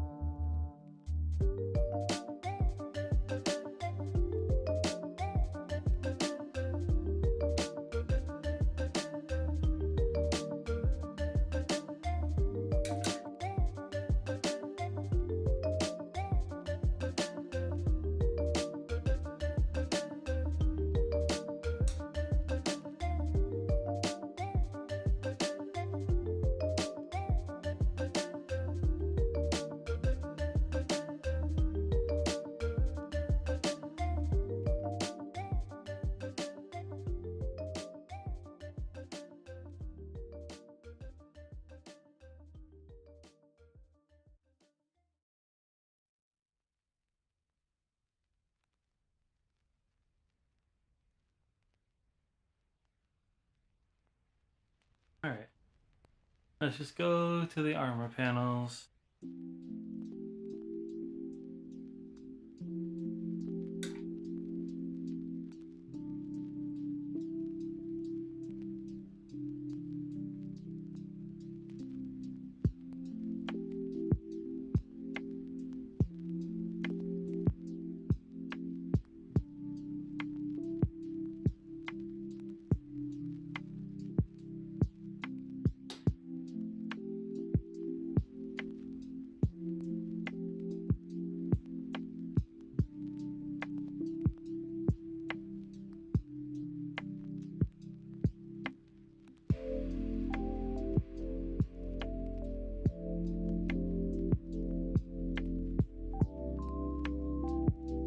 You can see what I mean by where it pulls where you leave your brush, so definitely kind of putting it into the right direction is paramount.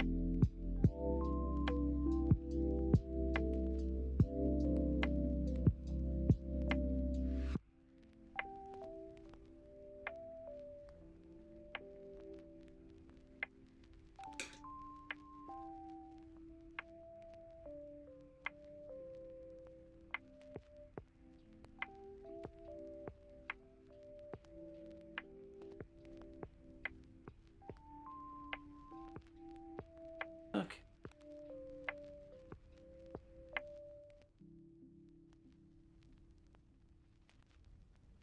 Hope everybody else is being productive or relaxing or anything other than really stressing out, you know. That's the antithesis of what I hope is going on.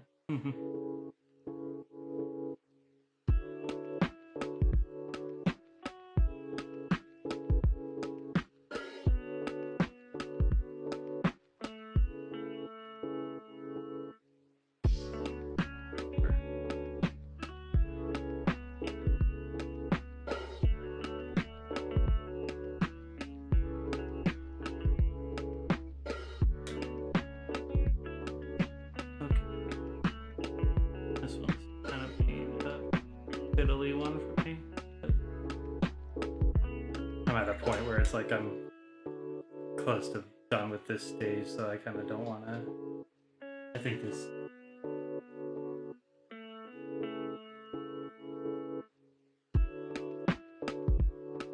Okay.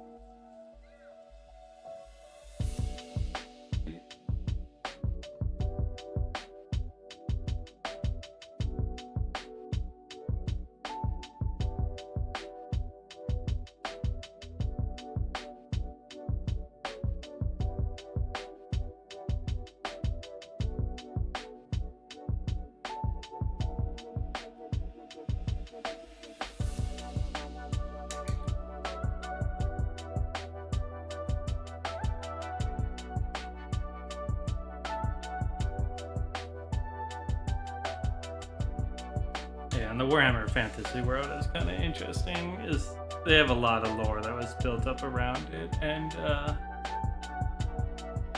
there's a lot of very, you know, your traditional fantasy races like represented, but it's kind of interesting just everything that's exists in it and some of the tropes that kind of came out of it and were grown from it and stuff.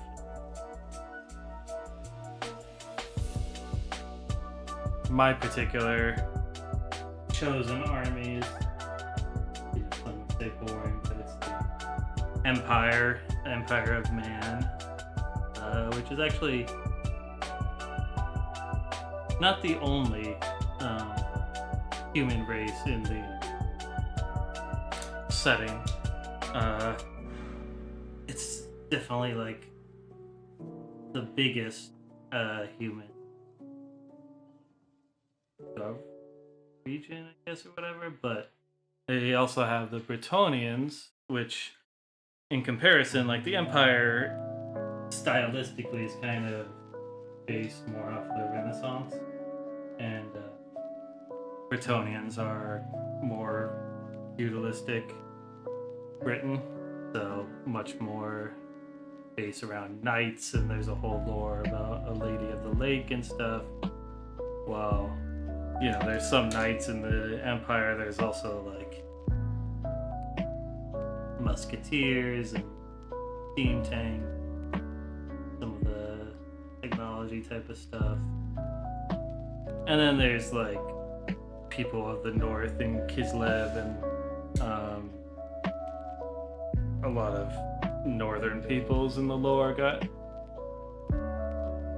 corrupted by chaos, and so there's like chaos warriors and chaos in the Warhammer setting, kind of these 4 gods of chaos that want nothing more than to, you know, destroy everything,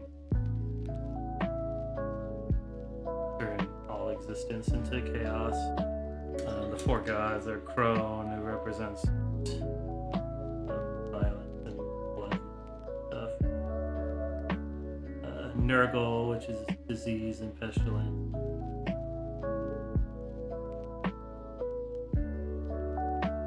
Lanesh, which is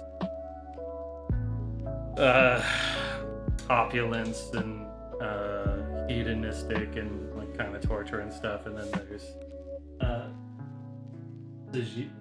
yeah, but kind of like the chaos demon change or whatever, which is got a little bit different. It's kind of an ever-changing, kind of a trickster, plotting type of god. But basically, those 4 gods are fighting against each other, but also fighting to take over everything and destroy everything or whatever. And they're kind of a constant antagonistic foe in the Warhammer universe, both fantasy and 40k. So let's see. So I got all these. I want to get these undersides while I'm here.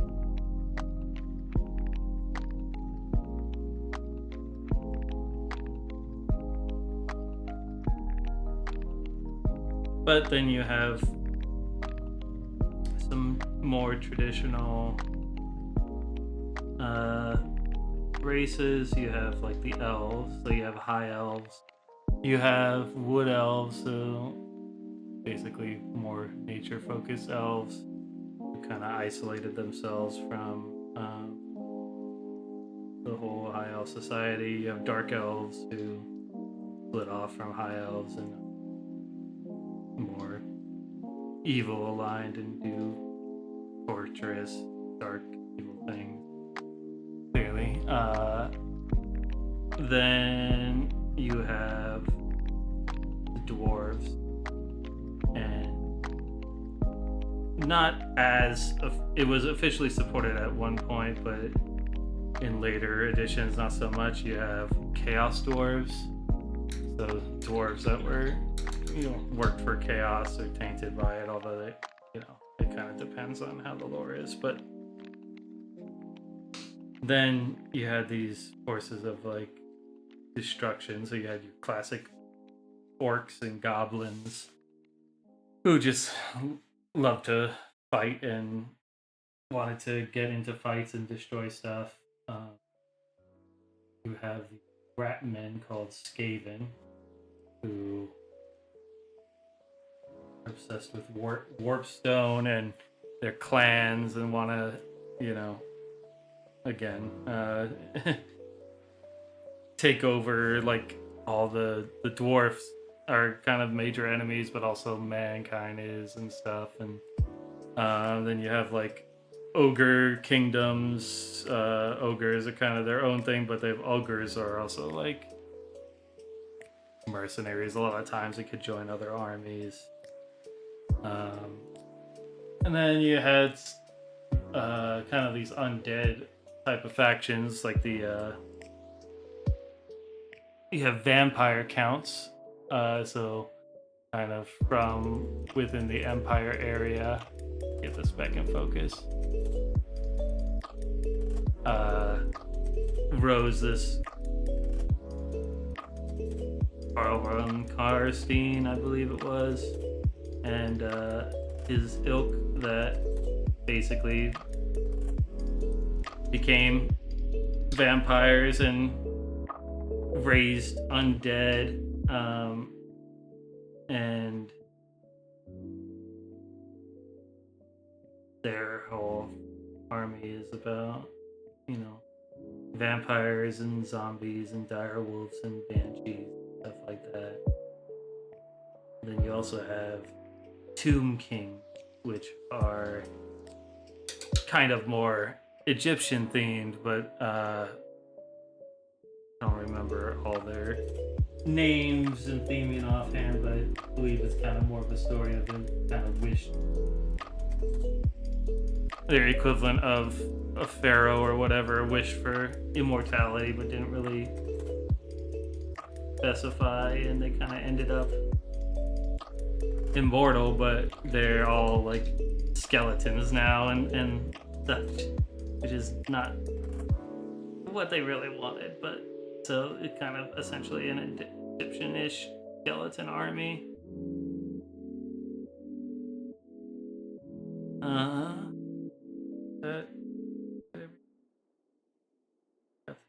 I got all that stuff.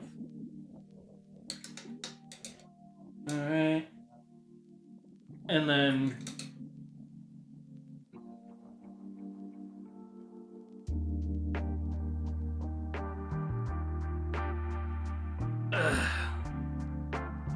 basically that should be only one more horse left for the shading.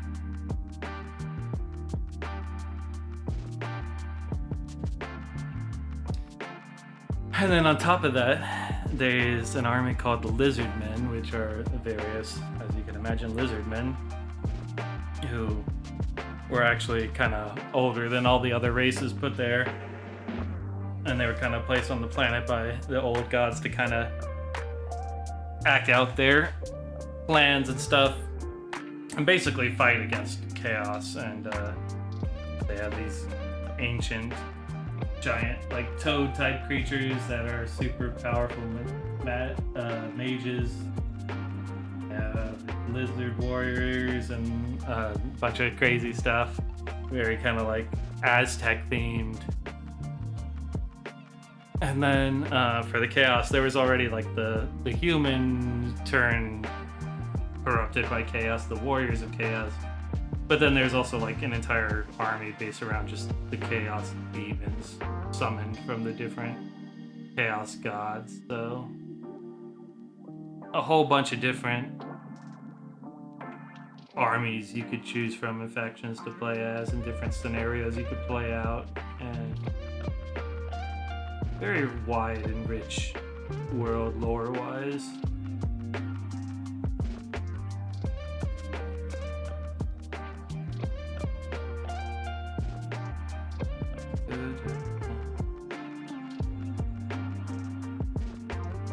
Hitting all these rivets.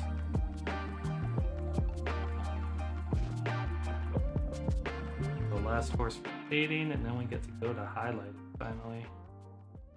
Which is gonna take a bit because hopefully it won't be as long, but it's gonna be more of this kind of stuff where you're hitting all the little details.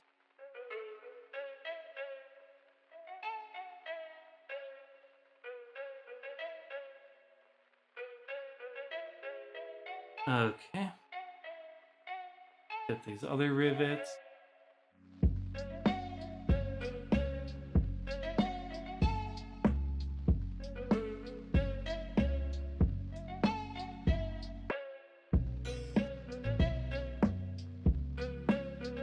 Okay. Now.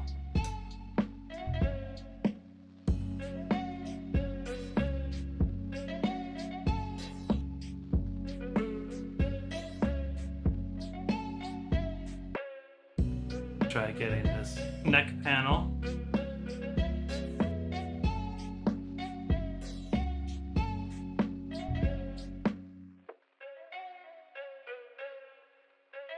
Okay.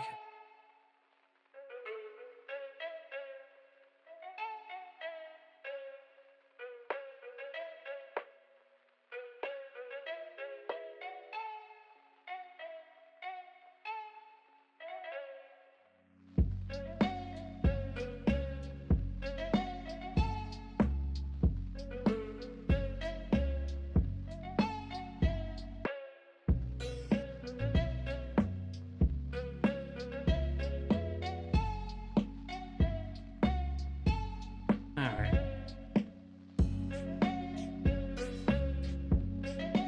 Alright, so now maybe the top main pieces.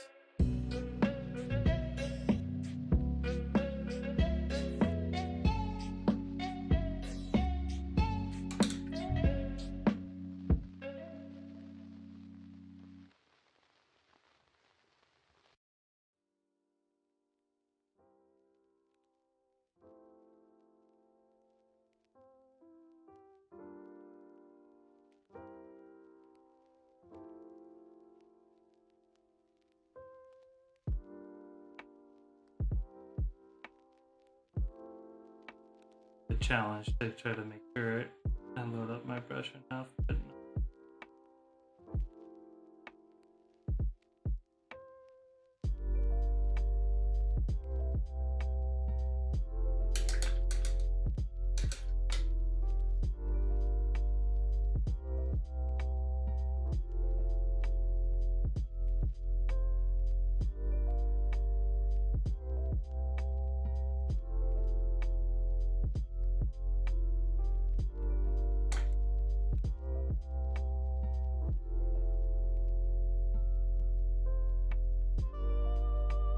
alright. Flip it around. Hit the side.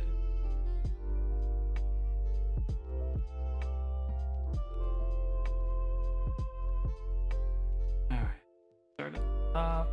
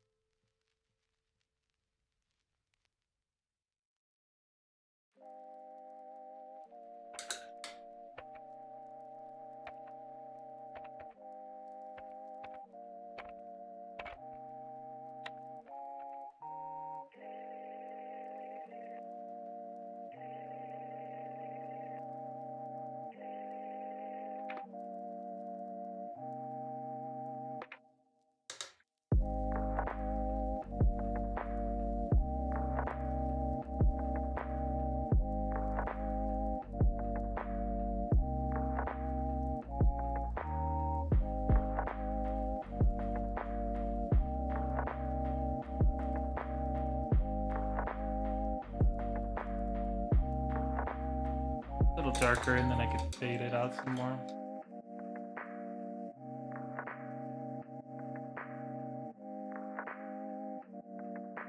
Okay.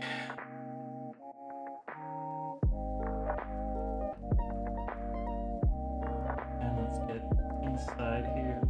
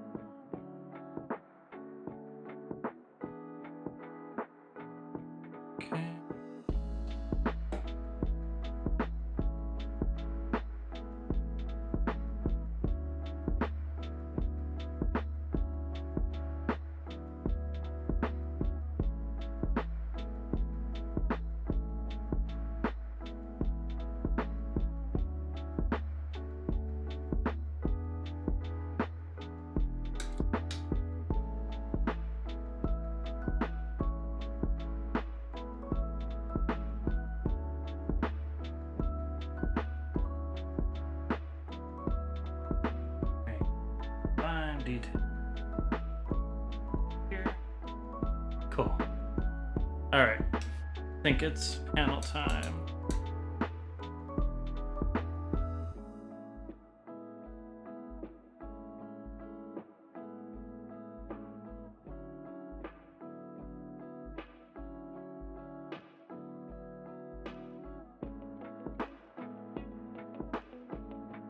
Feather that out.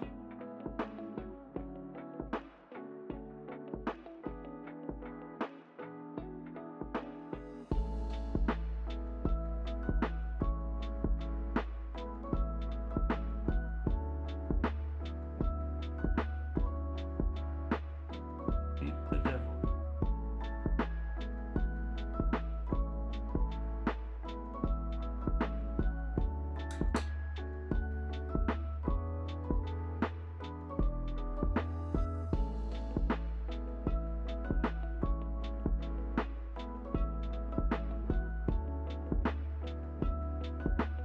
Okay.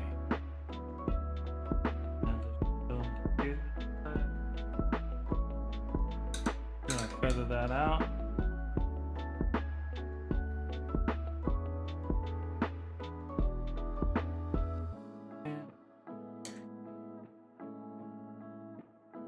Not the smoothest, but that's okay.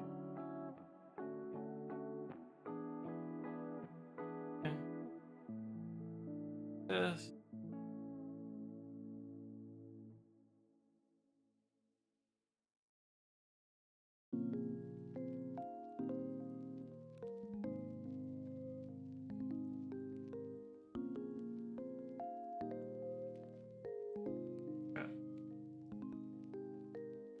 Then might have to touch that up.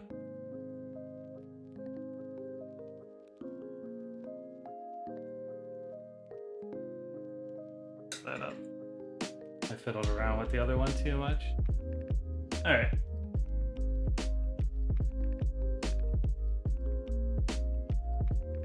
But it.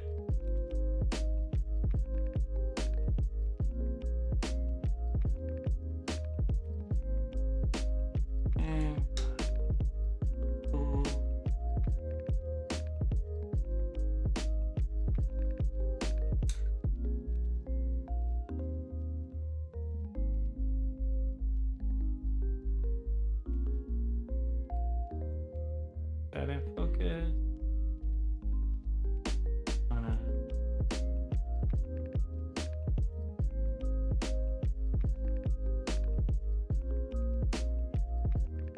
Feather that out.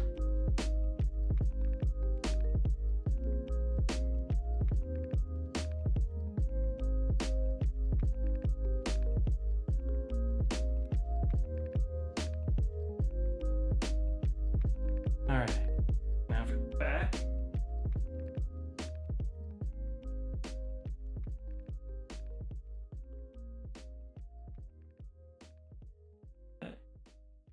Last going.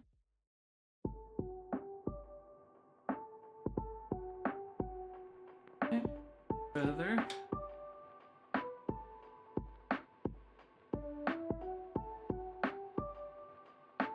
Nice and subtle.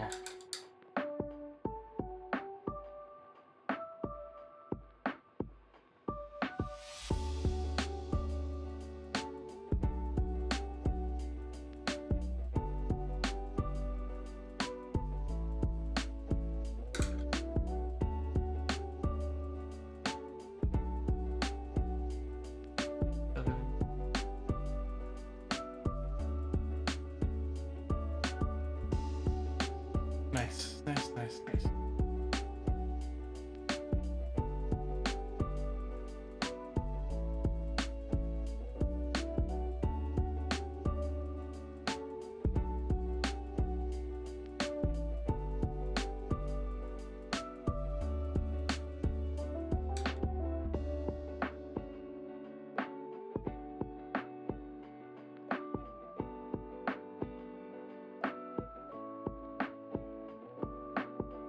Okay.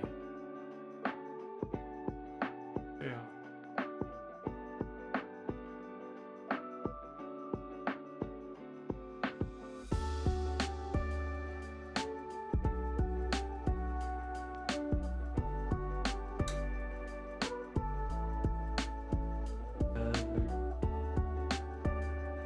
smooth. All right.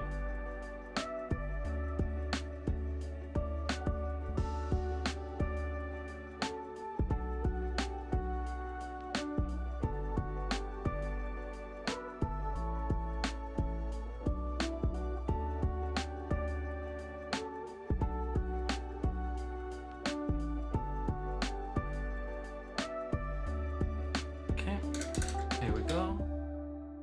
Like I said, I'm trying to do shadows downward towards the center where. Ooh, okay. Now that tail came off. I'll have to glue that back on. Push it.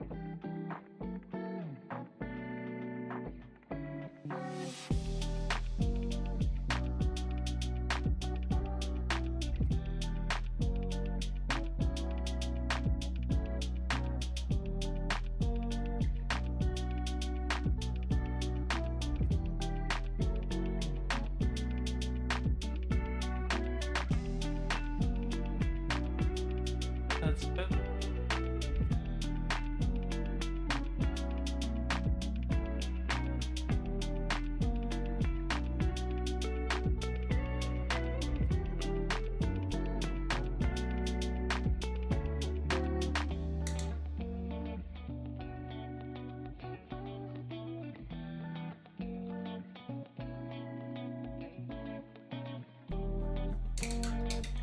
Almost done with that arm.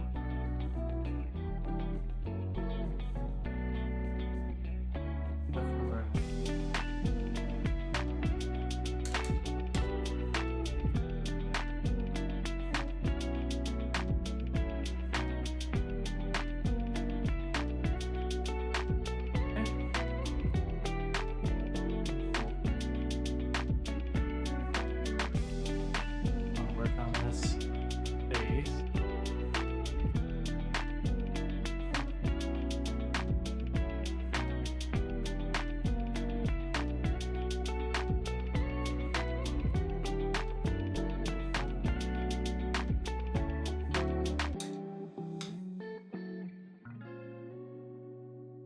Part.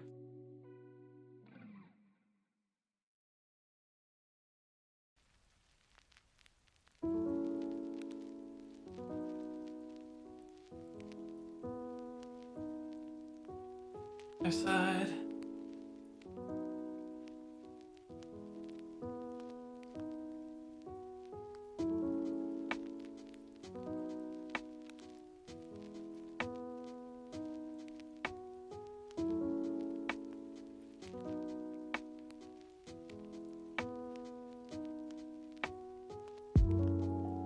And again, we'll wash the highest part.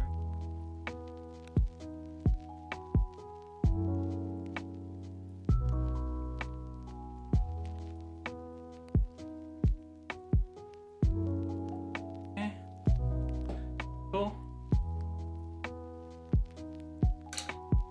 All right. First, let me tail. Of course I did. Just.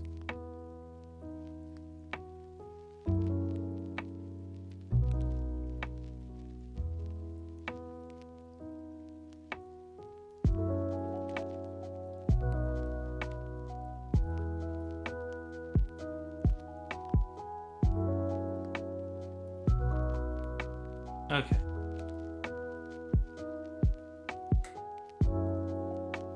So I'm going to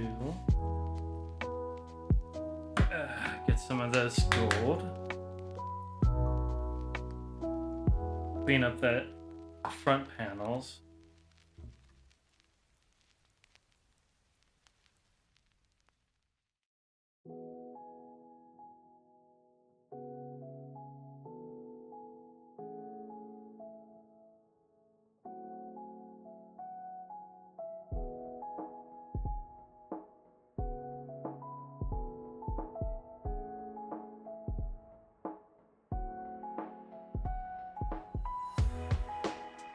Give it a moment to dry afterwards. Try shading it again.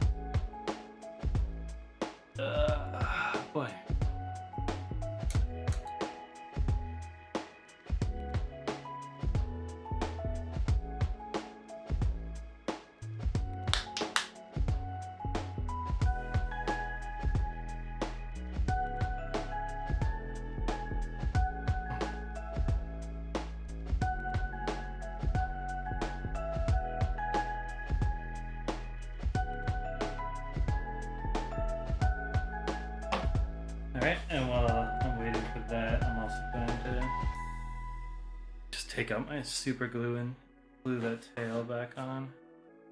It might need a little more support in the future. I might need, if it breaks off again, I'll probably add like a little piece of metal in there, like a little pin, and like maybe I'll clip off a piece of a paper clip and drill a hole in there.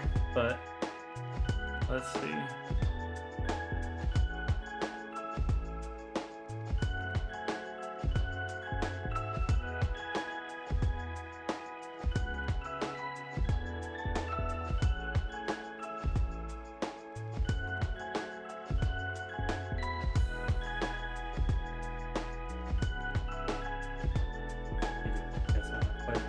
Dab down, and I'm gonna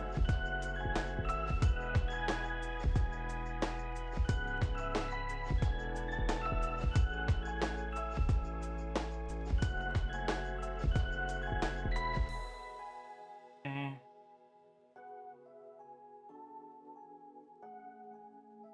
I gotta hold it in place.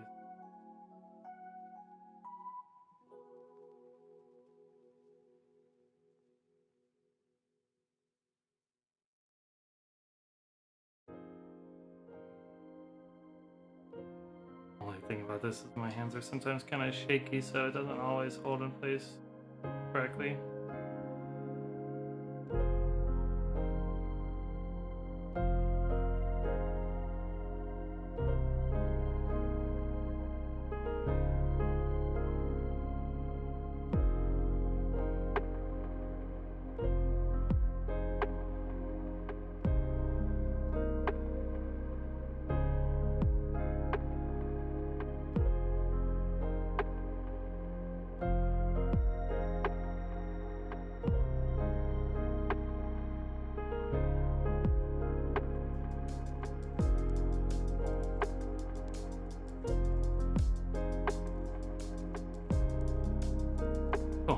Alright, that's on for now.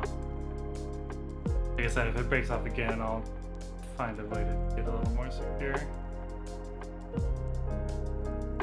Let's try shading these front panels a little bit more.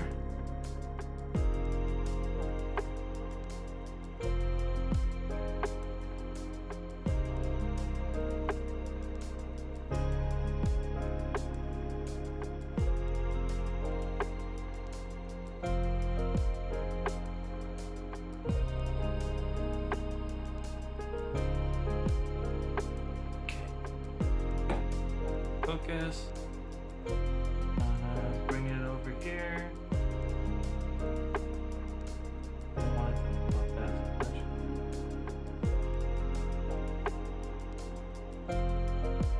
Feather it. Lightly done.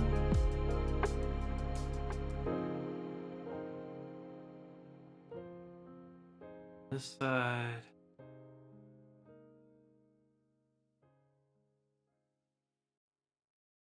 Okay. I can focus.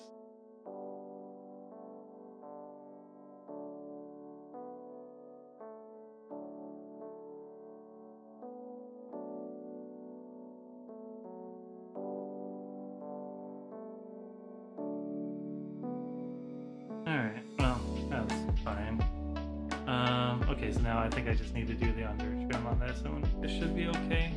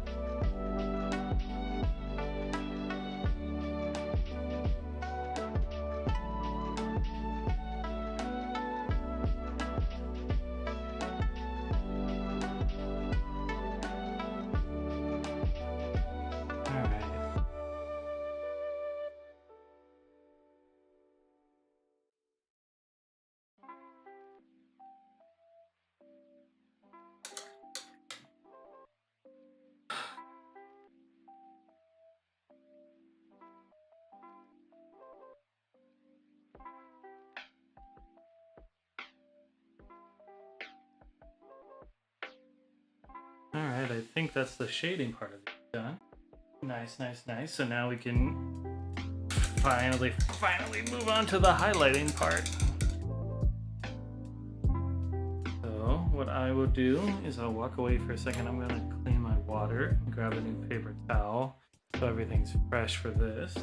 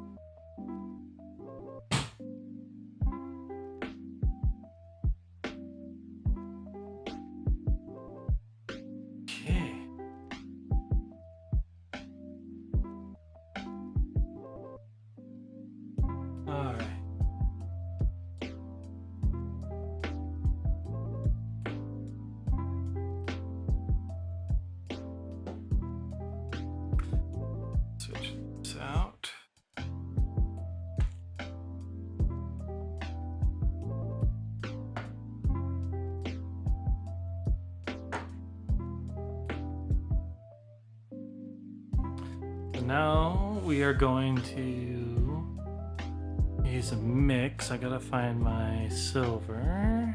Farmhouse silver. It's gonna be a mix of the gold and the silver for the highlighting.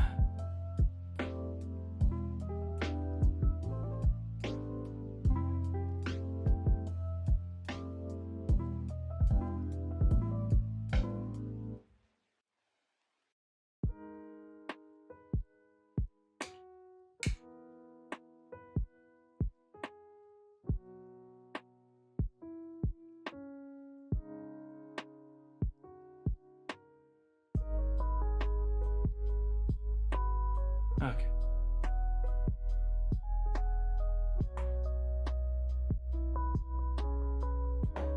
Shake these paints a little bit.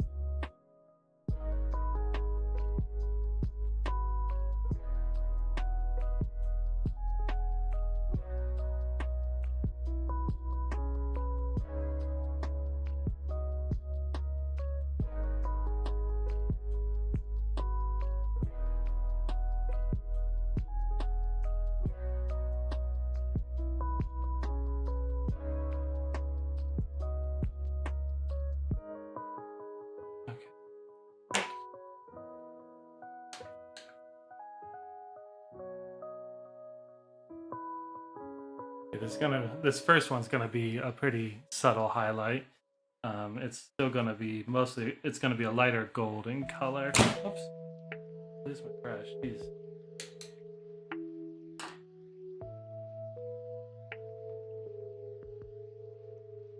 But let's see. Wait.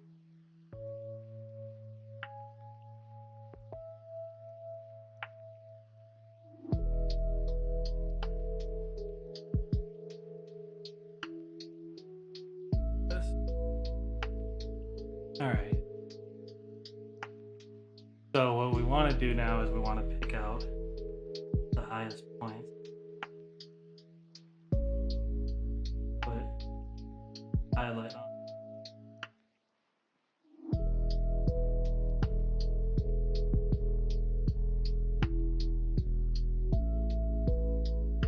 Yeah, it's going to be hard to see on camera, right?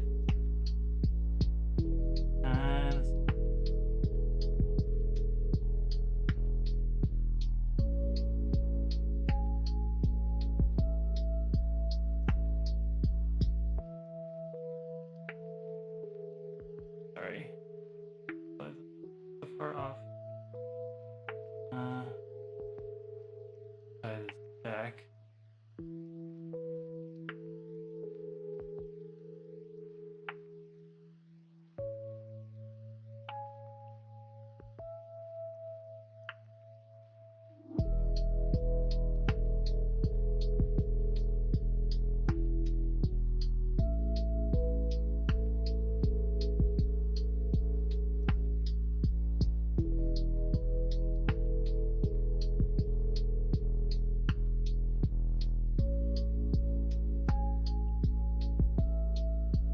Pick up each of these bridges.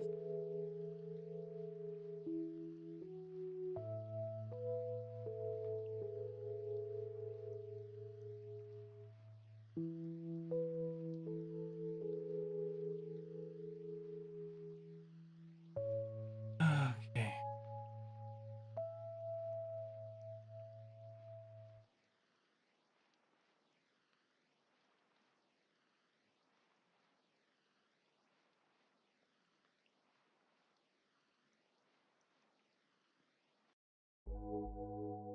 And I'm very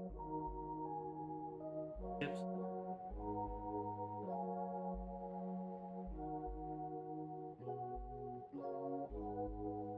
Oh my goodness. Let's get back in focus.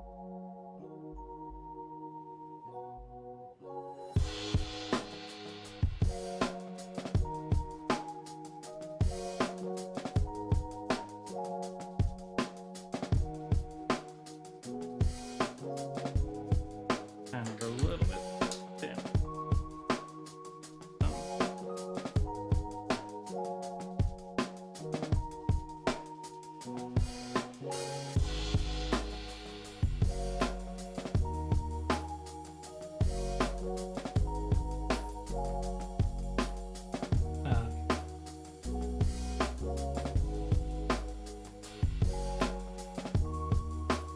Alright, so yeah. Focus.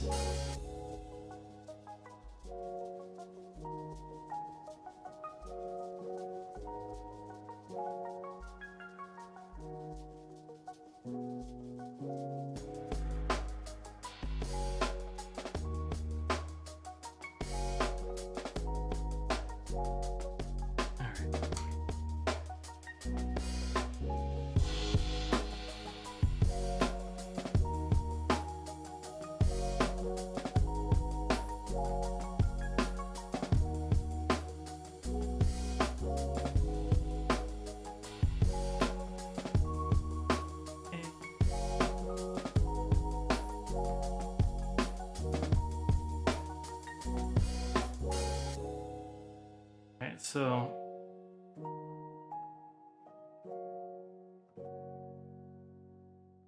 how do we want to do this?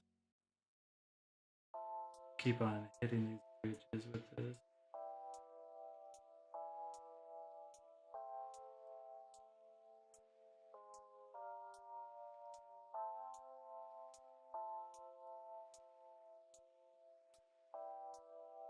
Try to pick it up side of my brush kinda, so mainly those get highlighted.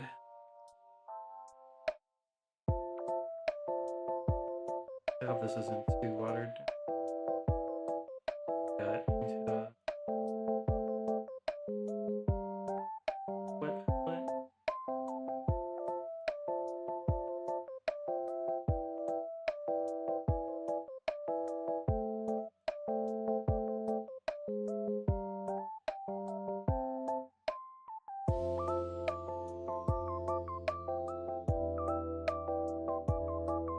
really hard to see, but if I put it on here, you can see that it's really kind of this bright gold.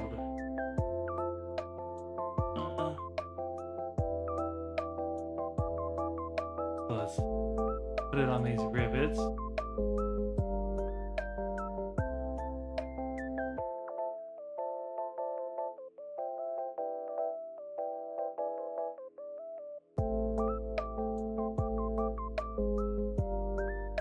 Okay.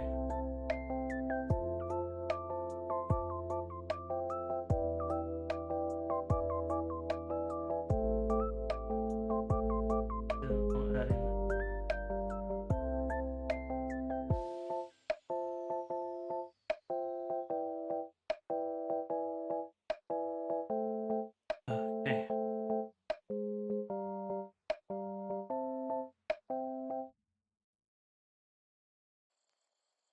Focus.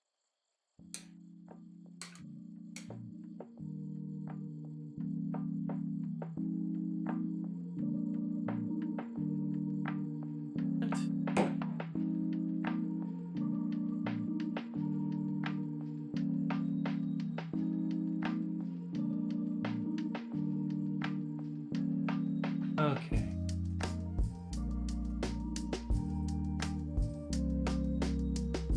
Try hitting these up.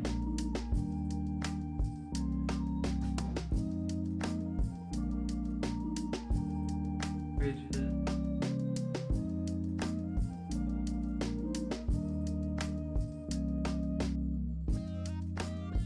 The light.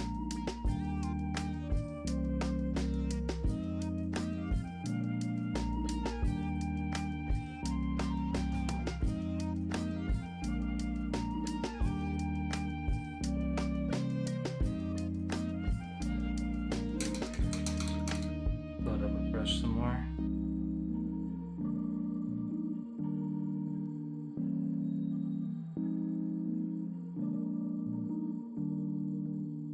I'll make sure it's flowing off of it easily.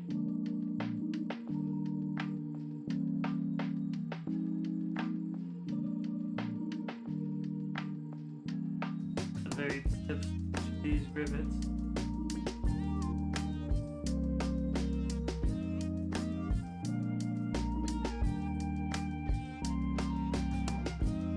Okay. Get this horse head in focus.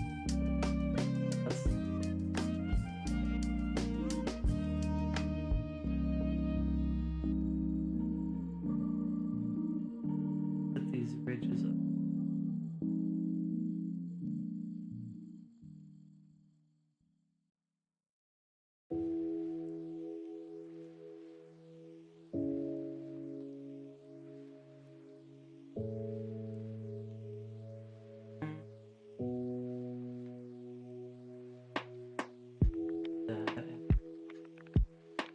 Lightly add a little bit of gold where it's shining most.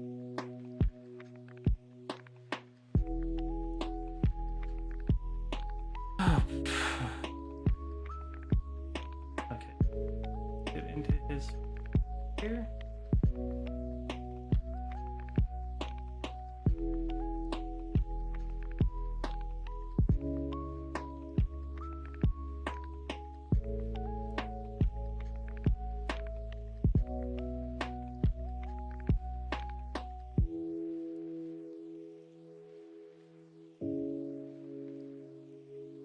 I center that a little bit. Sorry.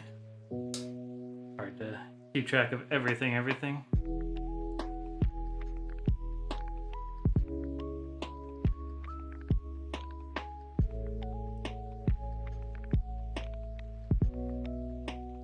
Point going, let's rivets.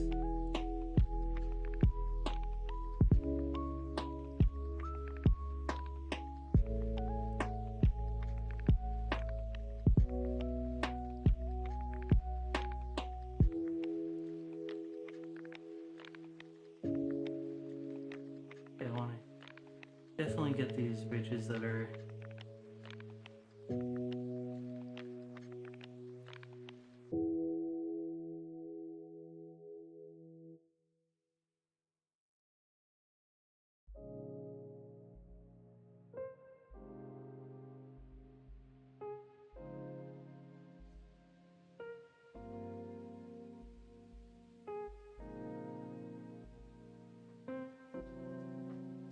Okay, we're looking down at the top.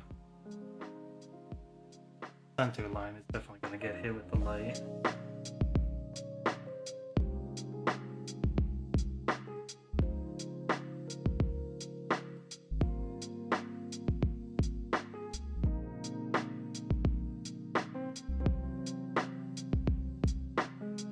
For everything there. Like this. Brightest.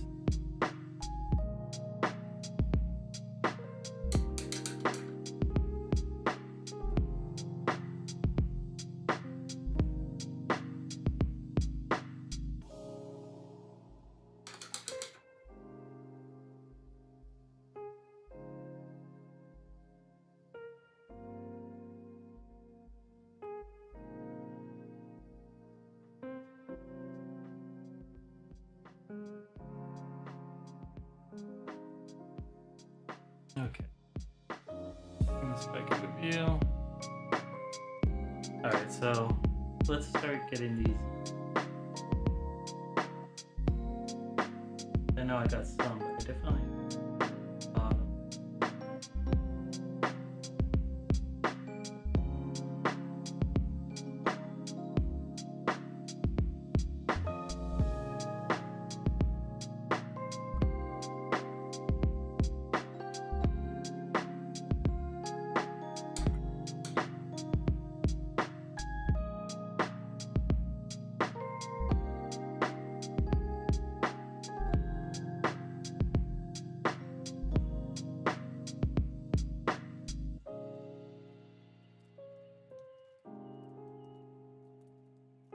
okay. Focus. So basically, anywhere there's a heart, it's gonna get a little bit reflection.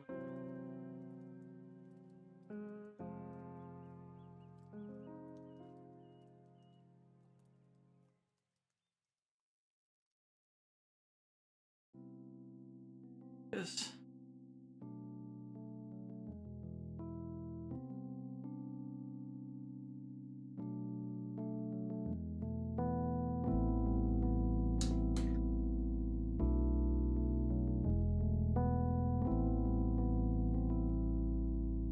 I'm thinking what I might do too is I might just take this one to the next round of highlights and then try layering the red over it before doing the other ones as a sample and see how it turns out. And then save the rest for later. Because I really want to see how this looks. Okay. Full trim.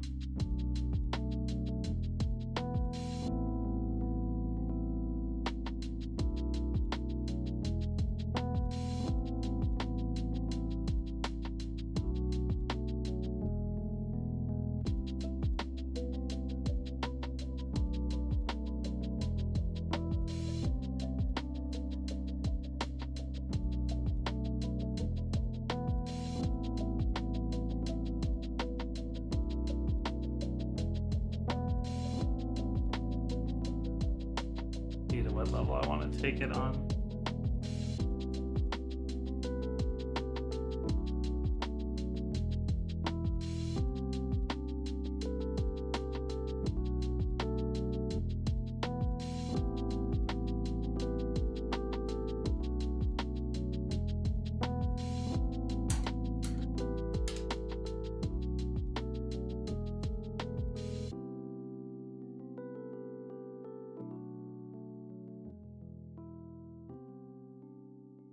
Come on, brush.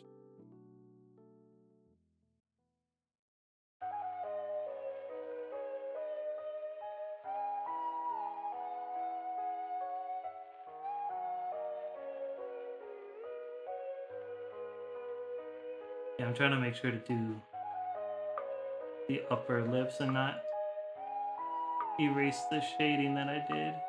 No? Okay. Yeah, let's go ahead and do that. So then next on top of that would just be some straight Stormhost silver, and that'll be at the very brightest spots. So let's put some of this down.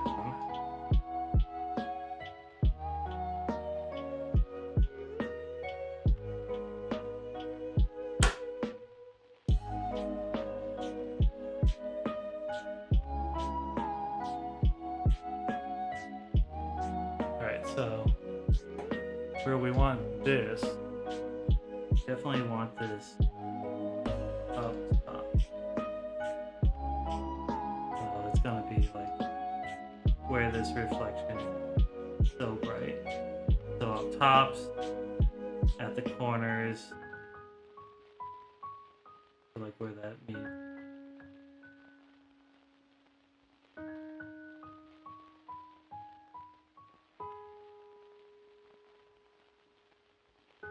Focus. Up here. Here.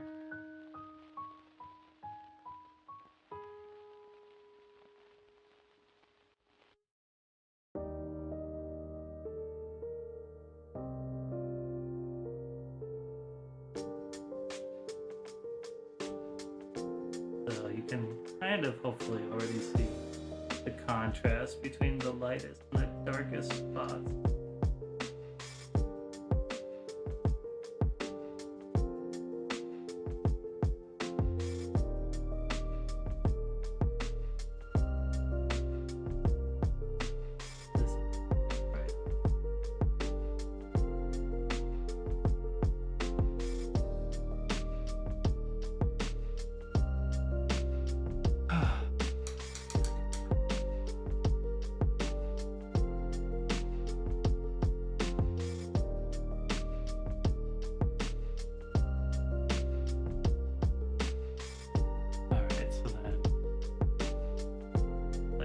This curve right here. Put in focus, yeah. Protrudes the most. That'll catch a lot of light. These will be highlighted. Yeah, at these corners at the bottom. Come on, get back in focus.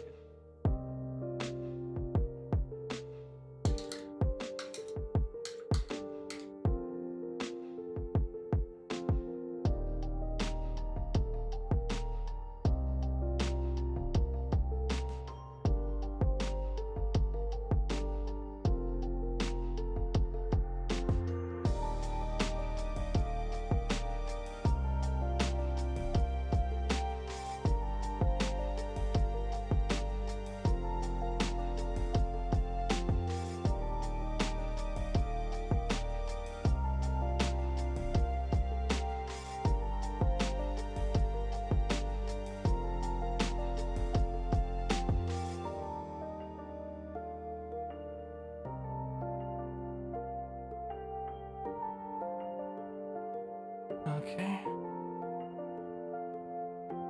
See. Get the iris. This.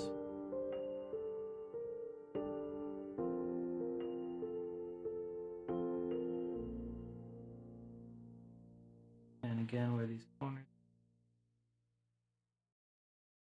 Come on, get back in.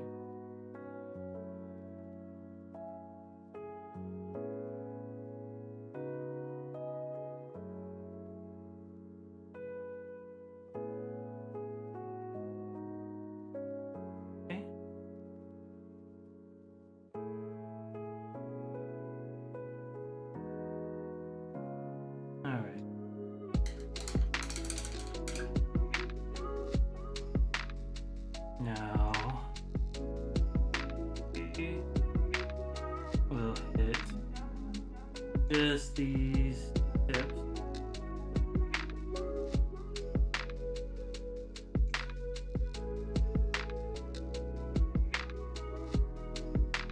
Oh my gosh, got it again. side.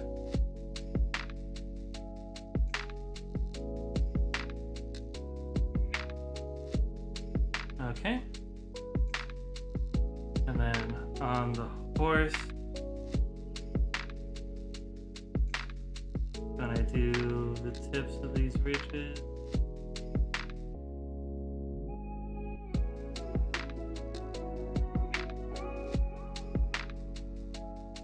Very subtle.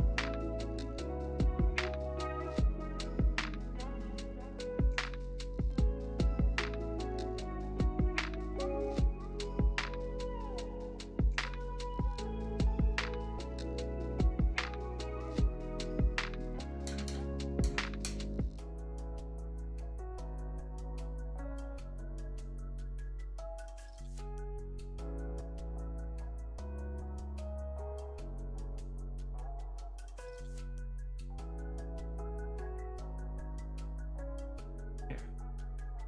Side. Focus up. To the ridge.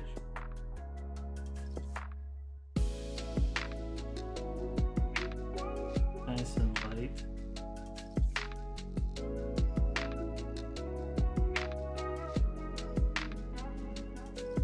Okay.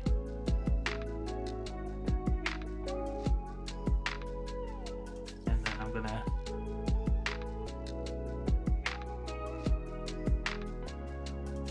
have to hit the top part of the horse. Here. Here. Hit the upper eyebrow here. Hit the ridge here. The ridge. Alright, now maybe start hitting the rivets.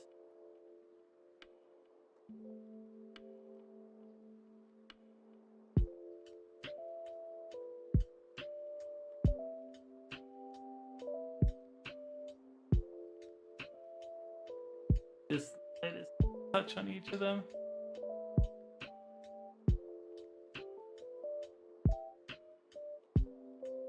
Barely noticeable, but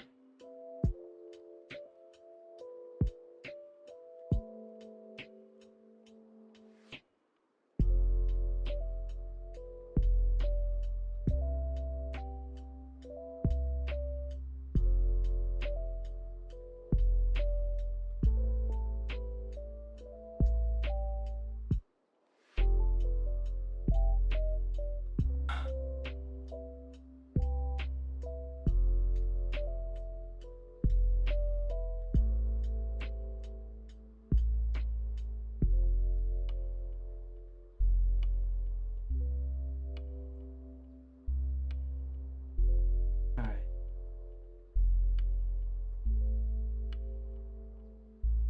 So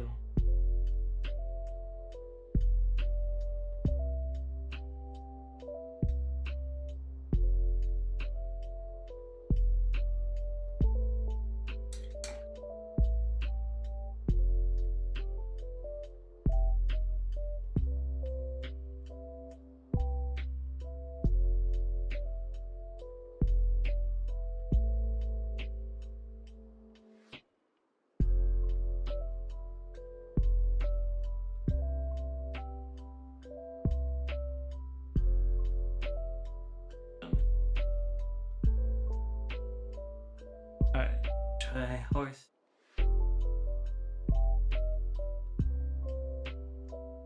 Face. All these little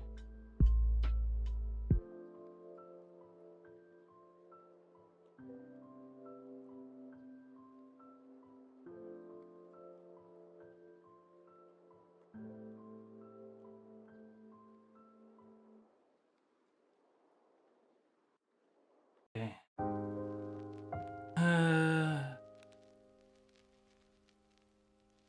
I think that's all the parts to highlight on this thing right now.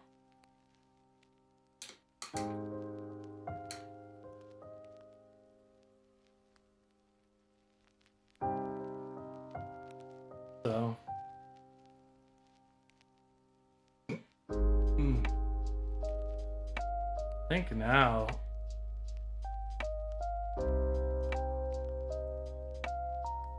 what I wanted to do,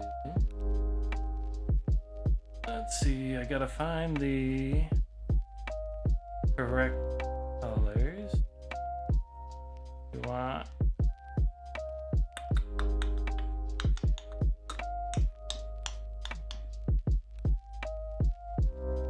flesh tears plus blood aim. We got flesh tears.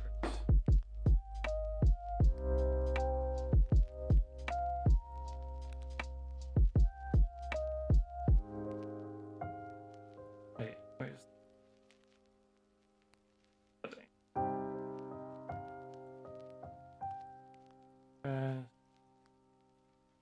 We're going to this it. Yeah, blood angel. Okay. And then I need to find my contrast medium. Yeah.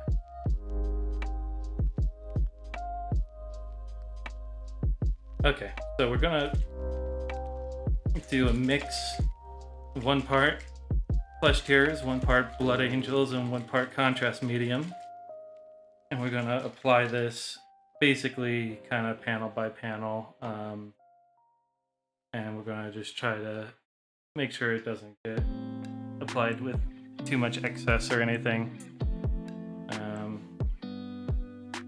And basically just test it out. And it won't be the final look of the armor, because there will be some highlighting to do on top of it.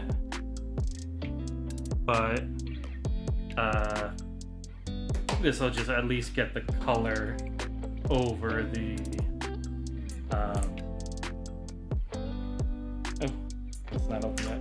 It'll get the color over the armor, and we can get a look at this.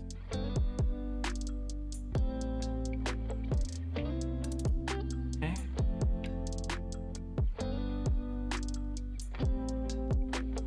All right.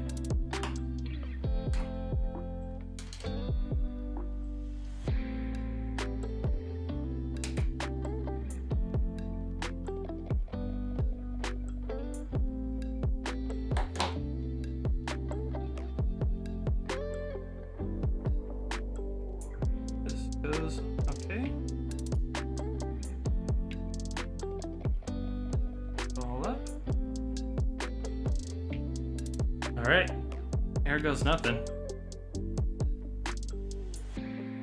All right.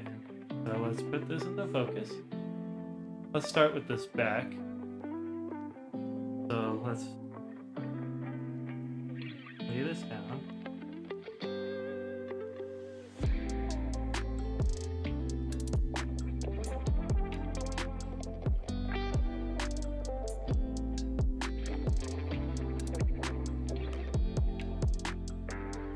You can see you can still kind of make out the shading underneath. So I'm going to do this side first, and then I'm going to clean my brush and just touch up any pooling that I don't want before it dries too much.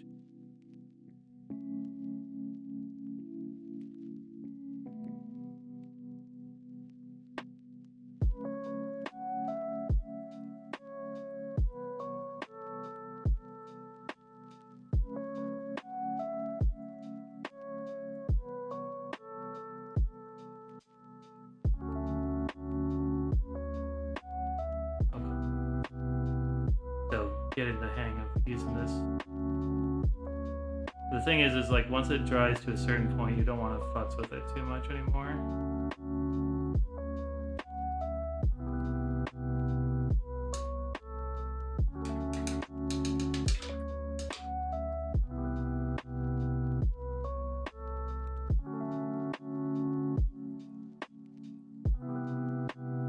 We want it to look even.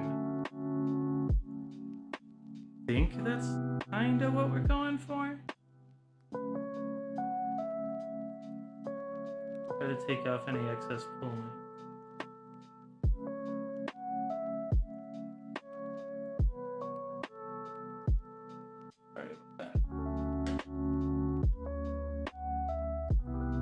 Alright, I'm gonna go to the other side and we'll see how this is.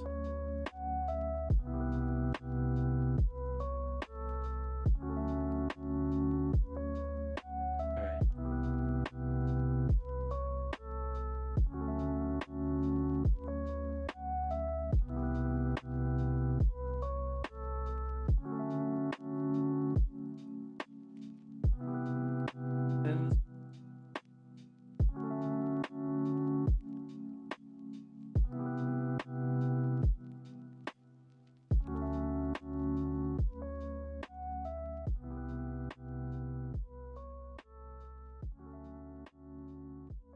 Yeah.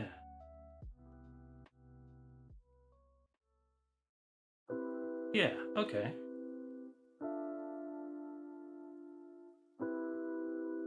Yeah, you can see a little bit of the stuff underneath. Okay.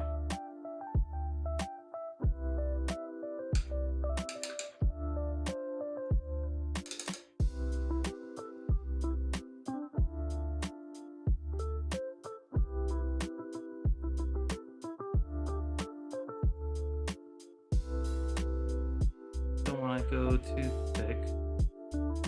We said. Okay, that's in focus. Put it back.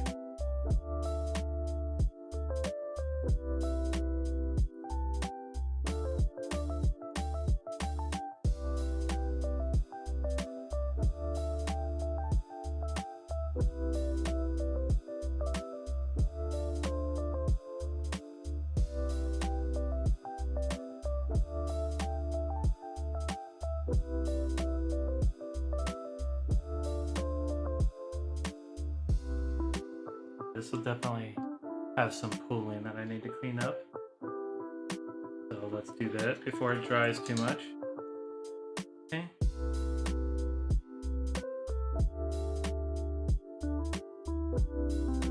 Want even.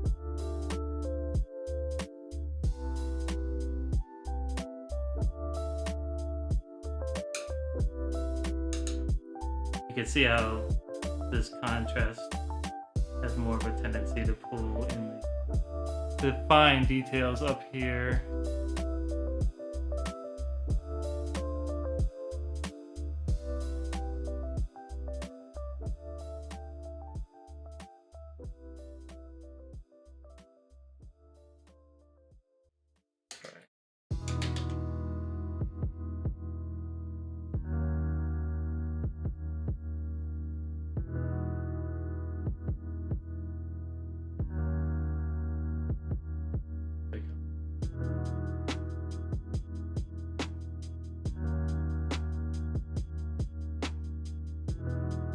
Okay, let's bring it back to this side.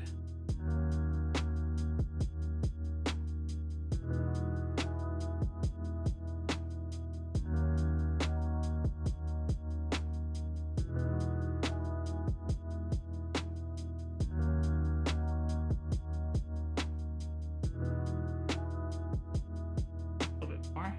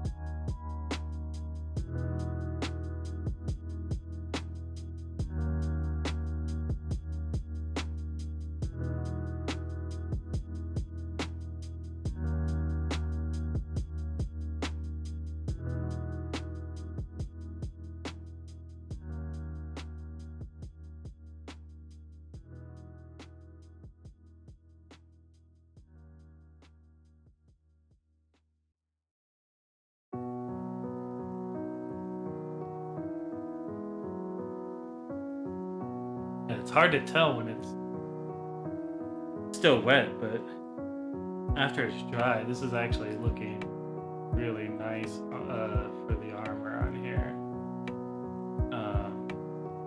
I don't know how well it's coming across on screen, but I'll post a picture on Twitter later. But I dig that, and especially as the additional highlights are added in, I think it'll look really nice. So, cool. I'm waiting for this to dry enough that I'm gonna touch a little bit more because it came in a little bit thin. I think the wet palette thinned the mix a little bit, so I'm gonna wait for that. Actually, I think I can take this opportunity and just hit up the underside of this.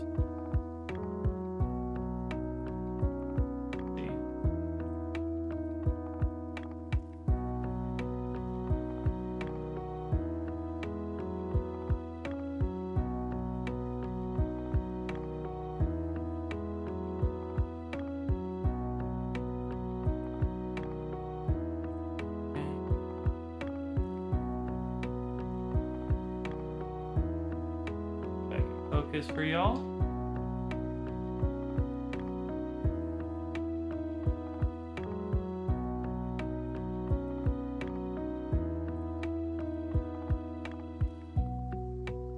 Oh. All right, now let's touch up this top part again. So that we got full coverage.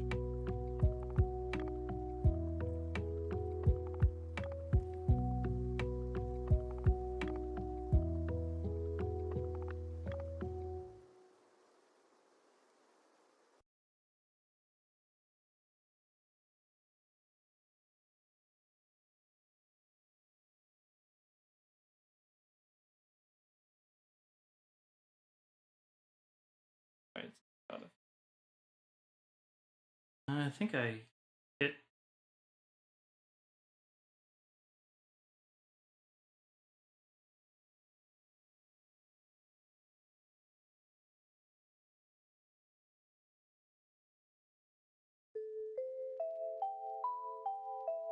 Yeah, the shading as it comes through on here is really subtle, but you can see like right here where the brightness of the silver and then the slight darkening from the shading on there.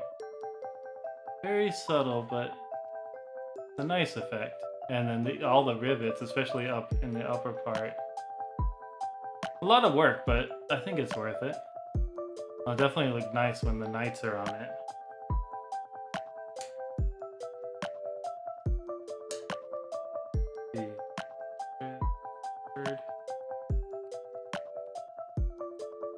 Alright, well, I think that all being said, I'm waiting for that to dry, but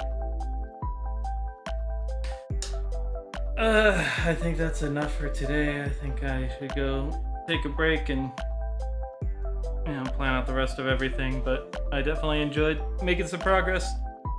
It's nice to see plans starting to come together, and hopefully next time we can make through a lot of this armor and then start maybe the horse bodies and get through the bodies and the chains and the saddle, and then eventually we'll actually start working on the knights that ride them.